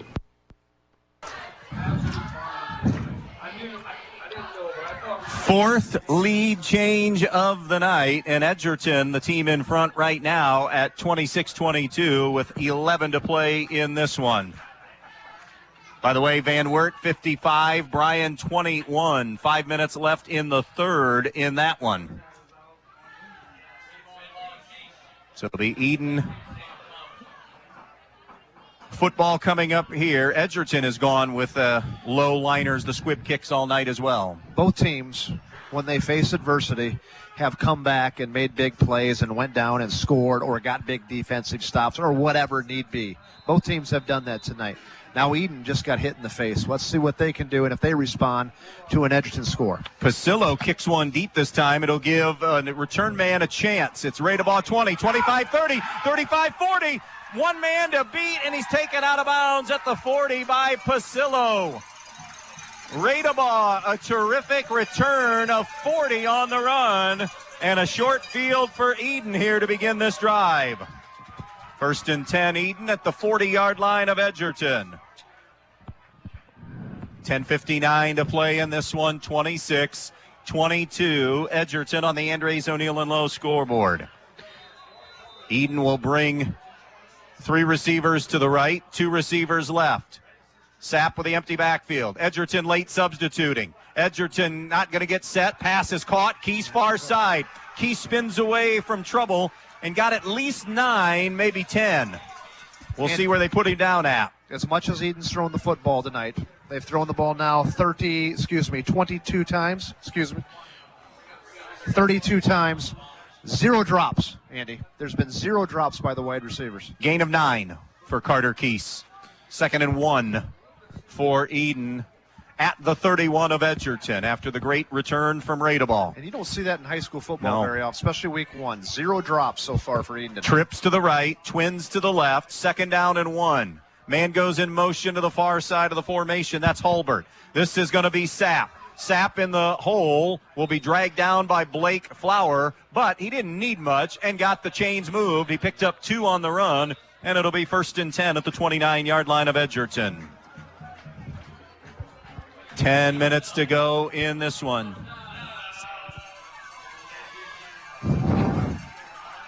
First and 10 at the 29-yard line. 2 receivers left, 3 receivers to the right. So another empty look here for the Bombers. First and 10 at the 29. Sapp rolls right. Sapp off the fingertips that time. You jinxed it, yes, Paz. I did. That was Colton Willis who didn't look that one in, and it falls harmlessly incomplete. Would have been a difficult catch, but that is the first drop where a ball should have been caught by a Bomber that was not. PH 56 and Hicksville 8. That's a final score there. We might have a couple of salty coaches on Wednesday night. Lucas Smith and Andy Robinson on. Well, kidding. Hey, you have a way of getting everybody in a great mood, so I'm not worried about it. We're going to have to soften them up a little bit, Angie. The Foz energized this press box tonight at about 6:50, so I have no issue with what he's going to do. We had to crank the vibe up, He sure did. Here's Sapp. Lots of time. Sapp looks, flushed, on the move, throws it away. You know, That's a good job. It's a really good job. Now he's outside of the pocket, so it should not be by the rule change. Yep, by the rule change. Should not be an unintentional grounding. And a lot of people don't understand that new rule change. Great job of pass protection that time by Edon. Great pass coverage by Edgerton. And the poise by the sophomore quarterback to try not to throw something into nothing. He just takes his time, scours the defense, and decides there's nothing here, Angie. I'm just going to throw the ball out of bounds. 3rd and 10. 4-down territory from the 29 of Edgerton. 9:39 left in this one. Sapp to throw. Sapp, pump, go route. And it's incomplete. Wanted Carter Keese. Pasillo had fantastic coverage. And now it's 4th down and 10. And again, you're stuck in no man's land. You pretty much have to go for it here from the Edgerton 29. 4th down and 10. 9.5 to play. 26-22 Edgerton.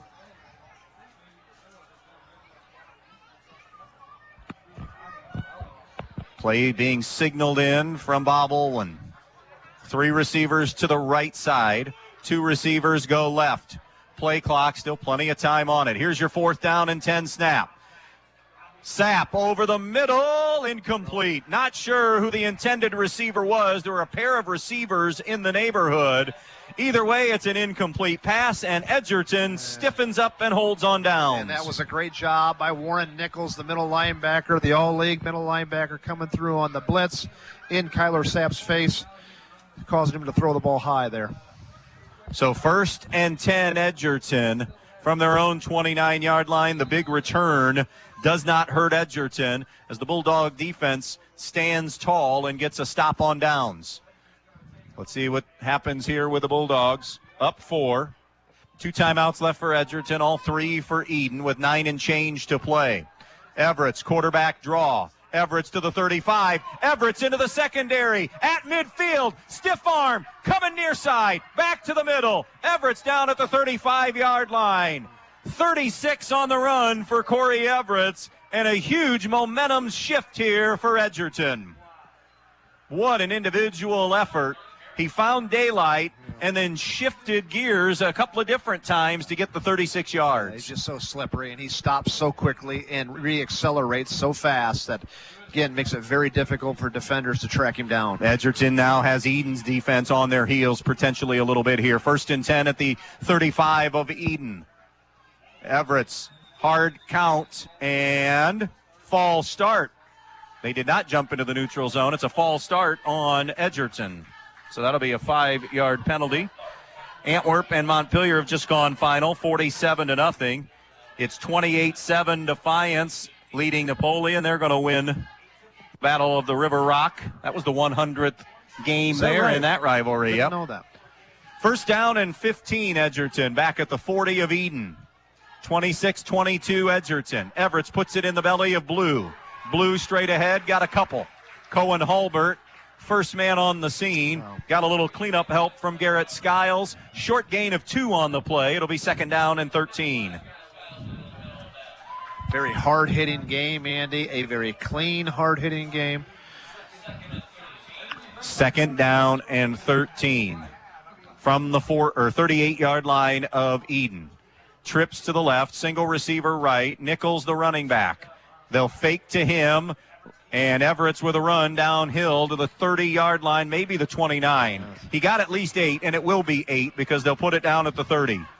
And that'll leave them with a 3rd down and very manageable long 5 to get the 1st down, maybe close to 6. Bigger offensive line for Edgerton, again, beginning to assert itself a little bit. But we've seen that before this game already. We had so many momentum shifts that just when we think that offensive line for Edgerton is going to begin to assert itself, Edon rises up and makes a couple big plays. So both teams overcoming adversity in this game. 3 receivers left, 1 receiver to the right. 3rd down and 5. Man goes in motion to the far side. Play action. Everett's under duress. Everett's throws downfield, some hand fighting, and it's incomplete. Carter Herman battling downfield with Radabaugh. They were both kind of pushing and jostling and shoving. I like the no call. I do. Too. Again, yeah, that was. Something could have been called. Yeah, they didn't. Herman just kind of separated at the last minute. Couldn't quite haul it in, though. So 4th and 5 from the 30. 7:25 remaining in regulation. 26-22 Edgerton on the Andres O'Neill and Lowe scoreboard. 3 receivers left. 1 receiver to the right. Everett awaits the snap, has it. Everett's pressure off the edge. He's down at the 40. The blitz from the right side, and Garrett Skiles got home. Great job by the Edon coaching staff dialing up the outside linebacker off the edge blitz. Garrett Skiles just comes screaming. Everett's never had a chance to get rid of that one. I'll see your stop, and I'll raise you a stop, Edgerton and Edon, and it's 1st and 10, Bombers. And whoever wins this game, or whoever loses this game, is still going to have a very good season this year. We're seeing 2 quality football teams tonight. 1st and 10 back at the 39-yard line, their own 39. 7:22 remaining, 26-22 Edgerton. 3 receivers right, 2 receivers go to the left for Sapp. Sapp looks to throw. He's got edge pressure. He gets away and chucks it away. Good heads-up play by Kyler Sapp. Corey Herman was bearing down on him from the near side. Yeah, and Edgerton dials up the blitz off the edge as well, just like Edon did the play prior. And Kyler Sapp fortunate enough just to get that ball out of bounds there. Again, once you're outside of the tackle box in high school football, it is not a... as of this year now. As of this year. It's not an intentional grounding anymore. 2nd and 10, Edon at their own 39. Hands on hips on both sides. Conditioning here early in the season, most definitely coming into play. Seen some cramps, but overall, both teams look like they're in great shape. 3 receivers left, 2 receivers right. 2nd and 10 at the 39. Man in motion is Holbert to the near sideline. They'll throw a bubble screen to Radebaugh. Gets away from 1. Not going to get away from the second man. Chased down by Nichols. And that is either a gain of 1 or a loss of 1. Difficult to throw those quick little freeze or screen passes, Andy, when it's man-to-man and they're up on the offensive player tight, as Edgerton was.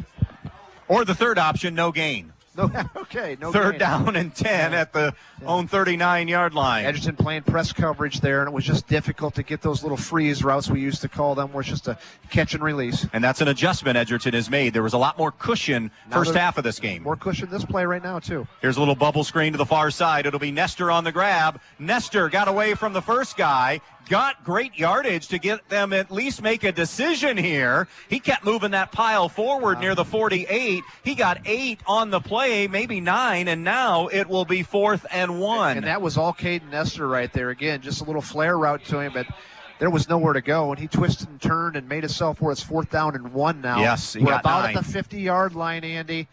We'll see if Coach Owen decides to go for it. Wipe it away. That 9-yard play does not happen. It's an illegal shift on Edon. Oh, didn't see the flag. So now it will be a 3rd down and 15 for Edon back at the 35-yard line.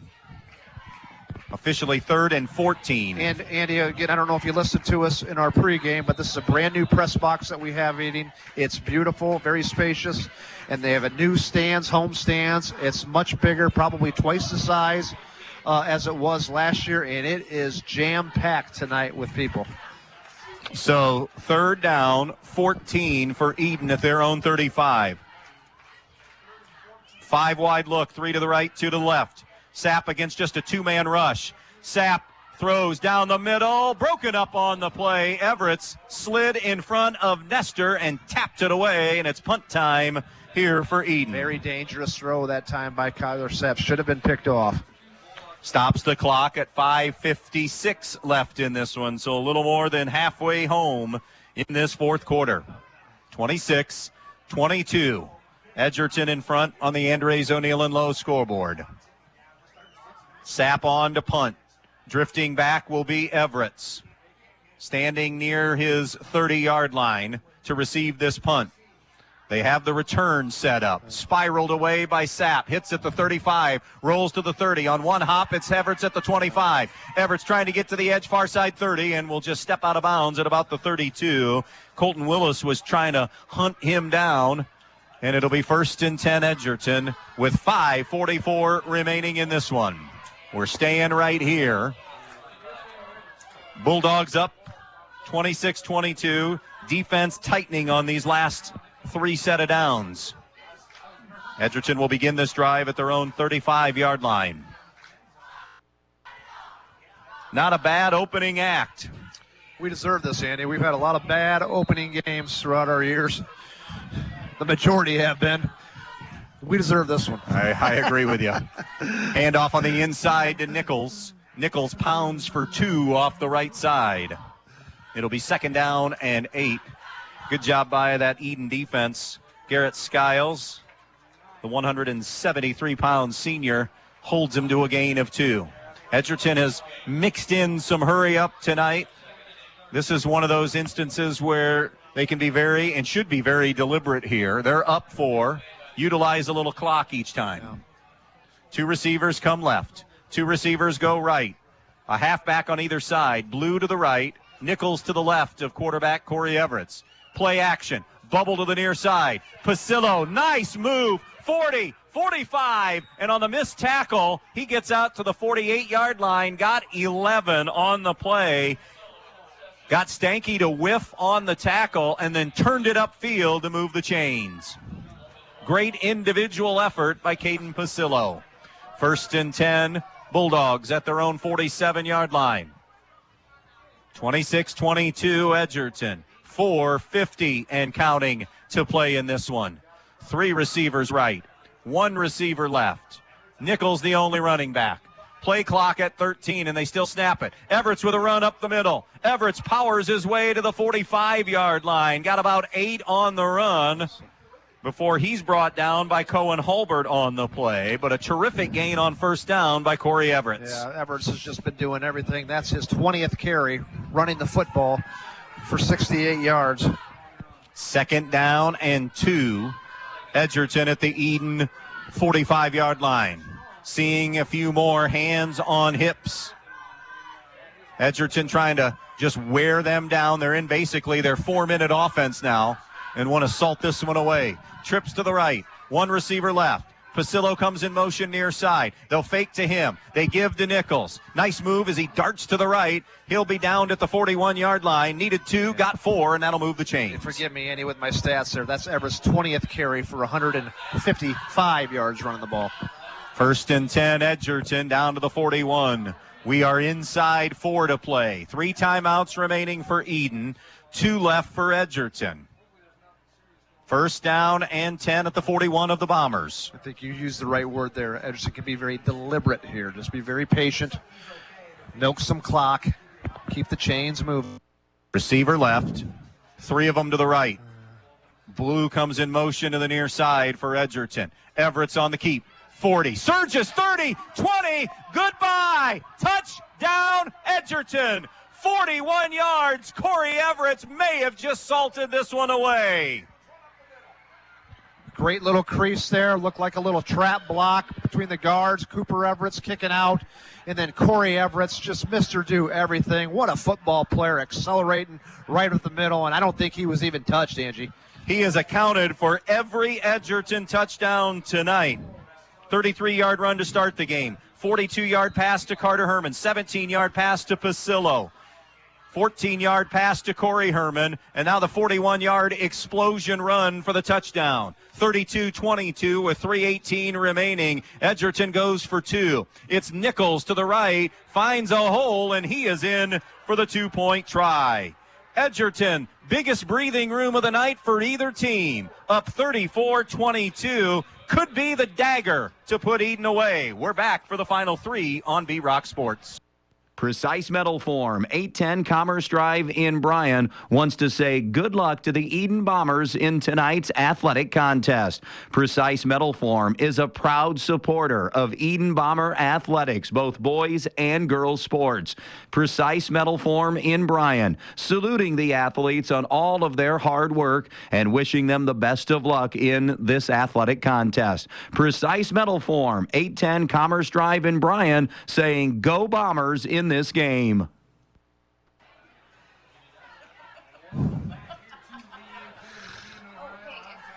Andy Brigle, Mike Bumb back out here at Leanne Field in Edon. It is a 34-22 Edgerton lead in this one with 3:18 remaining. Boy, what a great drive by Edgerton to perhaps perhaps salt this one away. 3 minutes and 18 seconds left. Edon's got a high-powered offense. Issue is still in doubt, but it's an uphill task. And you made a comment in the break.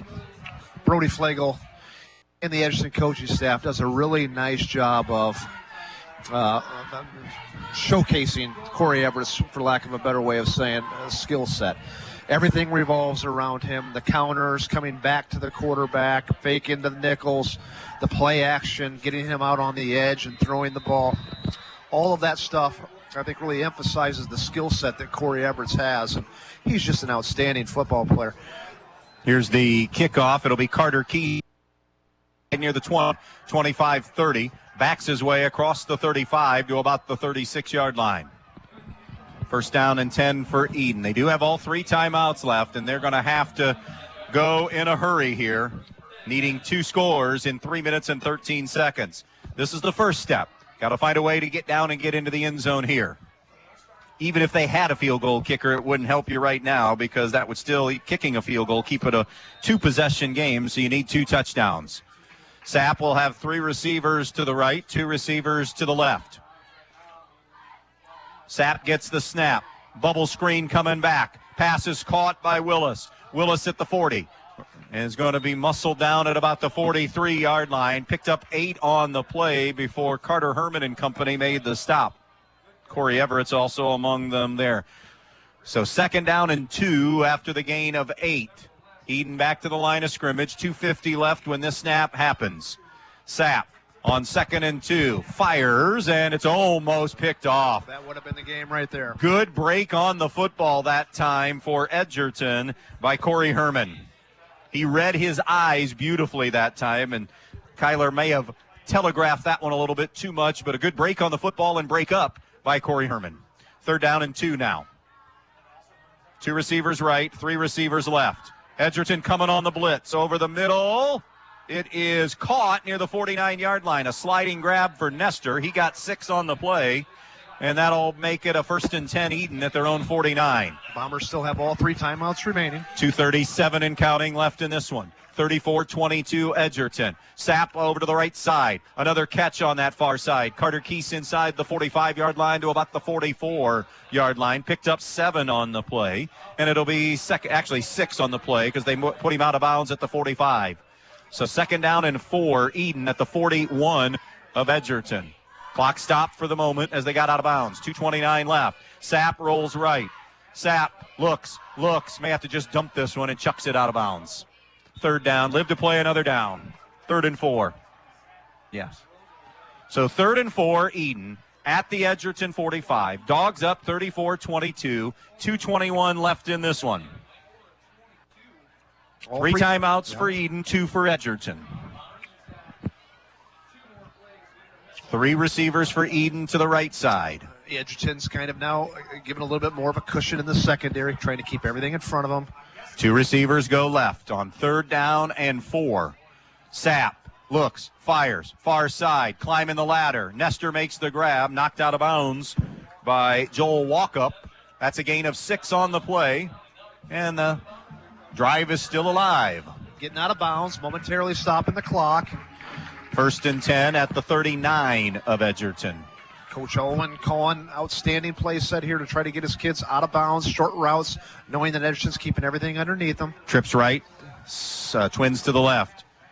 Lots of time, and now it's starting to converge on Sapp. He rolls to the far side, just chucks it up the field, and the grab is made on that far side and knocked out of bounds at the 33. It's another one of those playground plays that you talked about earlier, Foz. Yeah. Gain of 6. He's had a few of those today, hasn't he?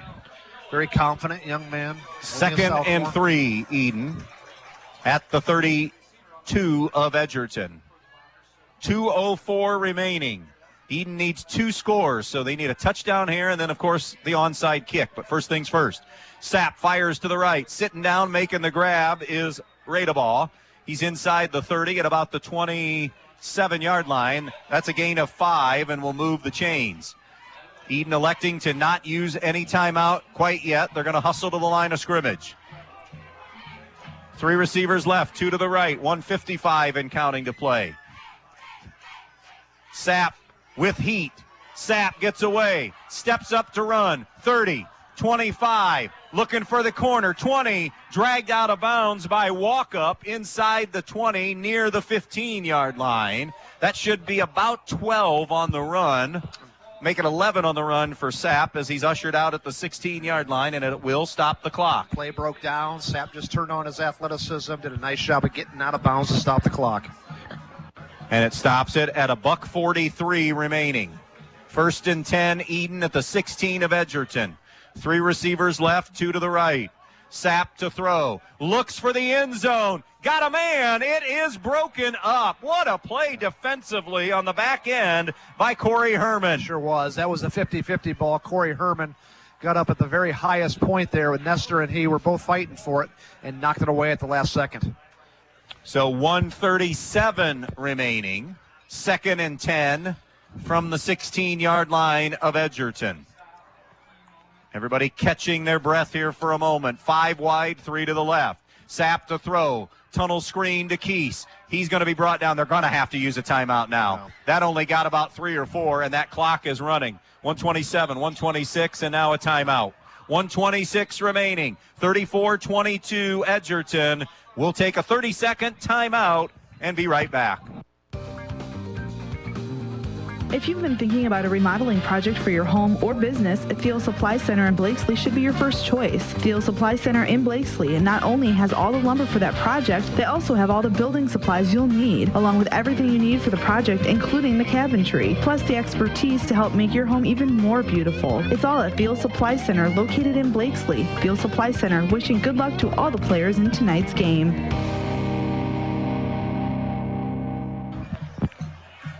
1:26 remaining, 34-22 Edgerton. Foz, I don't know if I told you this earlier. It's great to have you back. Oh, man. I mean, I've missed you this summer. My favorite time You of don't the year. call. It's not true. You don't say, Ange, come, let's hang out. It's not true. But I tell you what, I've enjoyed tonight. Great facility here, you and me. We got 9 more. Well, We got 9 more of these. at least 9. Maybe more than that. Yeah, at least 9. And been a great game, great opening game. Both teams showing a lot of resiliency. Good football game, well played. It's a 3rd down and 6 for Edon. Ball resting just outside the 12 of Edgerton. 34-22 Bulldogs. Edon at one time led 22-18, so it's been 16 unanswered by Edgerton. Sapp to throw on 3rd down. Has pressure. Look out from behind. They'll get him. Got to use their last timeout, and that may have done it right there. Ray Pells gets the sack. They do have 2 timeouts left, so they spend one of the 2 now, and now it's the football game. That's a loss back to the 21, so a loss of 9 on the play, and it'll be 4th and 15 in your ball game here, resting on this next snap for sure with $1:14 left in this one. Good coverage downfield. Finally got a little heat up the middle when Edgerton has lived with pressure off the edge all night. So now your ball game here. 4th and 15 at the 21-yard line. Edgerton wanting to erase the saltiness of a 4-6 season last year. Try to turn the train around. Very manageable schedule the next couple of weeks when they get Hilltop and Montpelier. They'll be favored in those games. Edon will go to Antwerp next week, and then they get Hicksville in week number 3. So a little tougher start for Edon as far as the first 2 are concerned. And then you got Northwood lurking in the middle part of the season. It's a tough 4 games stretch there for the Bombers with a young team. But I tell you what, though, I've been very impressed with what I've seen. And young athletes, but very mature athletes, and you see that when they've risen up and made big plays and overcame adversity just when you think that maybe Edgerton had them on the ropes. And here's your game. A lot of great things. 4th and 15. Edon needs the 6 to keep this thing alive. The snap to Sapp, 5 wide look. Looking, steps up, a lot of running room, far side. Can he get there? 15, 10, surging for the yard line. Where is it? Edgerton's signaling that they've marked him short. It's awful close, Andy. Sapp did his best to read it. It is short. He needed 15. He got about 13 or 14, and Edgerton has turned Edon over on downs to salt this thing away. It's a 13-yard run for Kyler Sapp, but not enough. And Edgerton is going to get out of here. A few kneel downs to win this thing here on opening night. Edon in Edgerton territory stopped 3 different times tonight. One of the storylines, if not the storyline, of your football game. Momentum swings for both teams, but Edgerton found a way here as they snap and they kneel down. Doesn't appear as if Edon's going to spend that last time out, so it should be one more kneel down to take us to the end of this one here tonight. What a terrific way to start our 2022 season. Back and forth we go all night long.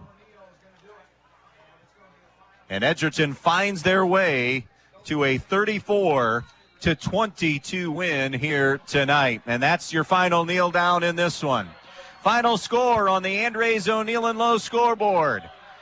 After winning 6 in a row and seeing Edon win last year, Edgerton gets back on the winning side of things in this rivalry. Edgerton 34, Edon 22. The post-game wrap-up show gets underway from Edon when we come back on B-Rock Sports. Have you always dreamed of starting your own business? Are you looking for ways to fund your child's education or save for retirement? Maybe you'd like to buy that dream home. Well, the State Bank can help you meet your financial goals, whatever they may be. With State Bank, you'll get all the products and services you expect from your bank with the personal attention of a locally operated community bank. Find a location near you today. State Bank, member FDIC, an equal housing lender. Locally owned and operated for 19 years, Edon Pizza is your best choice for the freshest pizza in the area. Call them at 419-272-2452 and order from a large variety of menu items, including pasta, calzones, wings, and of course, pizza and subs. U-Store Storage in Bryan has 44 new 10x20 storage units available on Edgerton Street in Bryan. With 24-hour access and well-lit facilities, U-Store Storage has a unit just for you. Residential and commercial warehouse space is also available. Looking for a storage unit in the Stryker area? Stryker Mini Storage on Industrial Drive has units as well. For all your storage needs, give U-Store Storage or Stryker Mini Storage a call at 419-636-2545. When it comes to protecting what you love, you want an insurance agent that cares more about your world, more about what you need. And that's exactly what you'll get with me, Molly Culler, your local Allstate agent. An agent who doesn't just know what it's like to live in Bryan, but one who wants to protect life here as much as you do. Give me a call for your free quote today. Allstate, you're in good hands. Allstate and affiliates offer products and services subject to availability, terms, and conditions. When you're in need of a new appliance, go to your local appliance dealer, Direct Link Appliance and Hardware in Bryan. They carry new, used, and scratch and dent appliances. They carry the brands you need: Speed Queen, Whirlpool, Maytag, KitchenAid, Amana, and GE. Many in stock for you to take home today. Then, when you have something wrong in the years to come, Direct Link will also service everything. No need to call that 800 number and talk with someone you don't know. Just call Direct Link at 636-4541 and they'll be out to fix it for you, whether it's under warranty or not. Direct Link Appliance and Hardware in Bryan, your local appliance dealer. Welcome back here to Edon, Ohio, where Edgerton has rallied for a win. They scored the final 16 of the night. It was 22-18 Edon at one time, and then Edgerton ended up scoring the final 16 of the evening to win this 34-22. Corey Everett's accounting for all 5 Edgerton touchdowns tonight, 3 through the air and 2 on the ground. Everett's 33-yard TD run, the 41-yard touchdown run put it away. In between, touchdown passes to Carter Herman of 42, Caden Pasillo of 17, Carter Herman of 14 tonight. Meanwhile, for Edon sophomore quarterback Kyler Sapp, he had 3 touchdown passes. Caden Nestor for 4 yards, Cohen Hulbert of 20 yards, Caden Nestor for 14 yards tonight. Edgerton begins the season 1-0.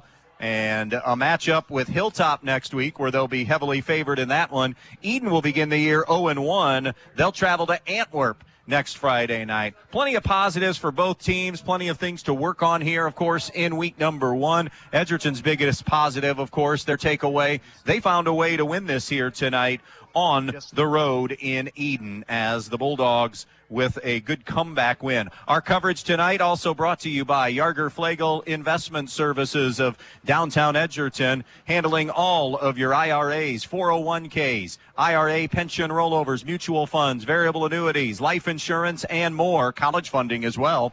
Phone 419-298-2000. Yarger Flegel Investment Services of downtown Edgerton, Ohio. Next week, it's Edon at Antwerp in our broadcast game. Coverage at about 6:30. Kickoff will be at 7. Don't forget, Chris DeBruner will be along with the Midwest Community Federal Credit Union scoreboard show here tonight.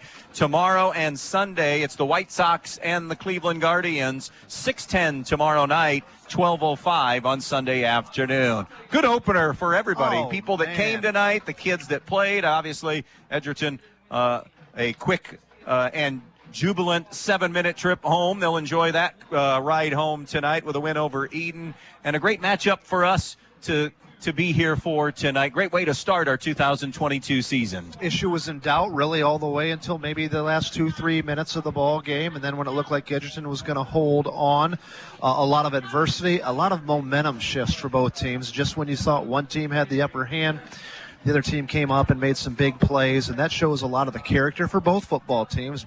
Both teams are going to win a lot of football games this year. I think Edgerton's as advertised of what we thought they'd be, with 21 starters returning, much improved from a year ago. Corey Everts, I mean, we could talk all day about him. He does have a good supporting cast. He'd be the first one to tell you that, but he's a special player. And on the other side, the Edon Bombers was a team that, I don't know if reloading would be a fair word, but we knew they had lost a lot. They've got 2 players right now that are playing college football at the Division II level. They've had 3 kids last year that were on the North-South Ohio football game. That doesn't happen in small schools. They had a lot to replace. So although we knew they had some young talent, a lot more questions than Edgerton had coming into the game tonight, and they answered a lot of them, at least in my mind, Andy. Their toughness, they answered. Defensively, I thought Edgerton would be able to push them around a little bit. Didn't think that happened. Edgerton moved the ball, obviously, because they're a good football team, but I thought Edon held their own. So 2 really good football teams, a lot to be excited about. Both teams are going to have a lot of success this year, and in my opinion, I think both teams, especially with the expanded playoff format, are playoff caliber teams. I would agree with that. Yep. As if from scores that we've heard around the area, if we didn't have the game of the night, we were certainly one of the 2 real good games of the night. All right, some numbers here, some final totals to pass along here this evening to our listeners. Well, let's start off with the Edon Bombers, who fall to 0-1. Kyler Sapp in his debut was outstanding tonight. No turnovers for the sophomore, despite throwing the ball 46 times. Very difficult to do. He was 31 for 46 for 303 yards and 3 TDs. Receiving the ball, there was a lot of them. Here are your leaders. Caden Nessner, 11 for 90. He had 2 touchdowns. Carter Keese caught the ball 13 times for 154 yards. He also had a touchdown. And Cohen Holbert Carter Keese did not catch one. He got caught on the one.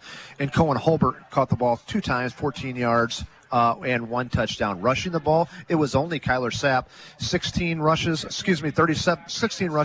for 37 yards. A lot of those sacks took his average down.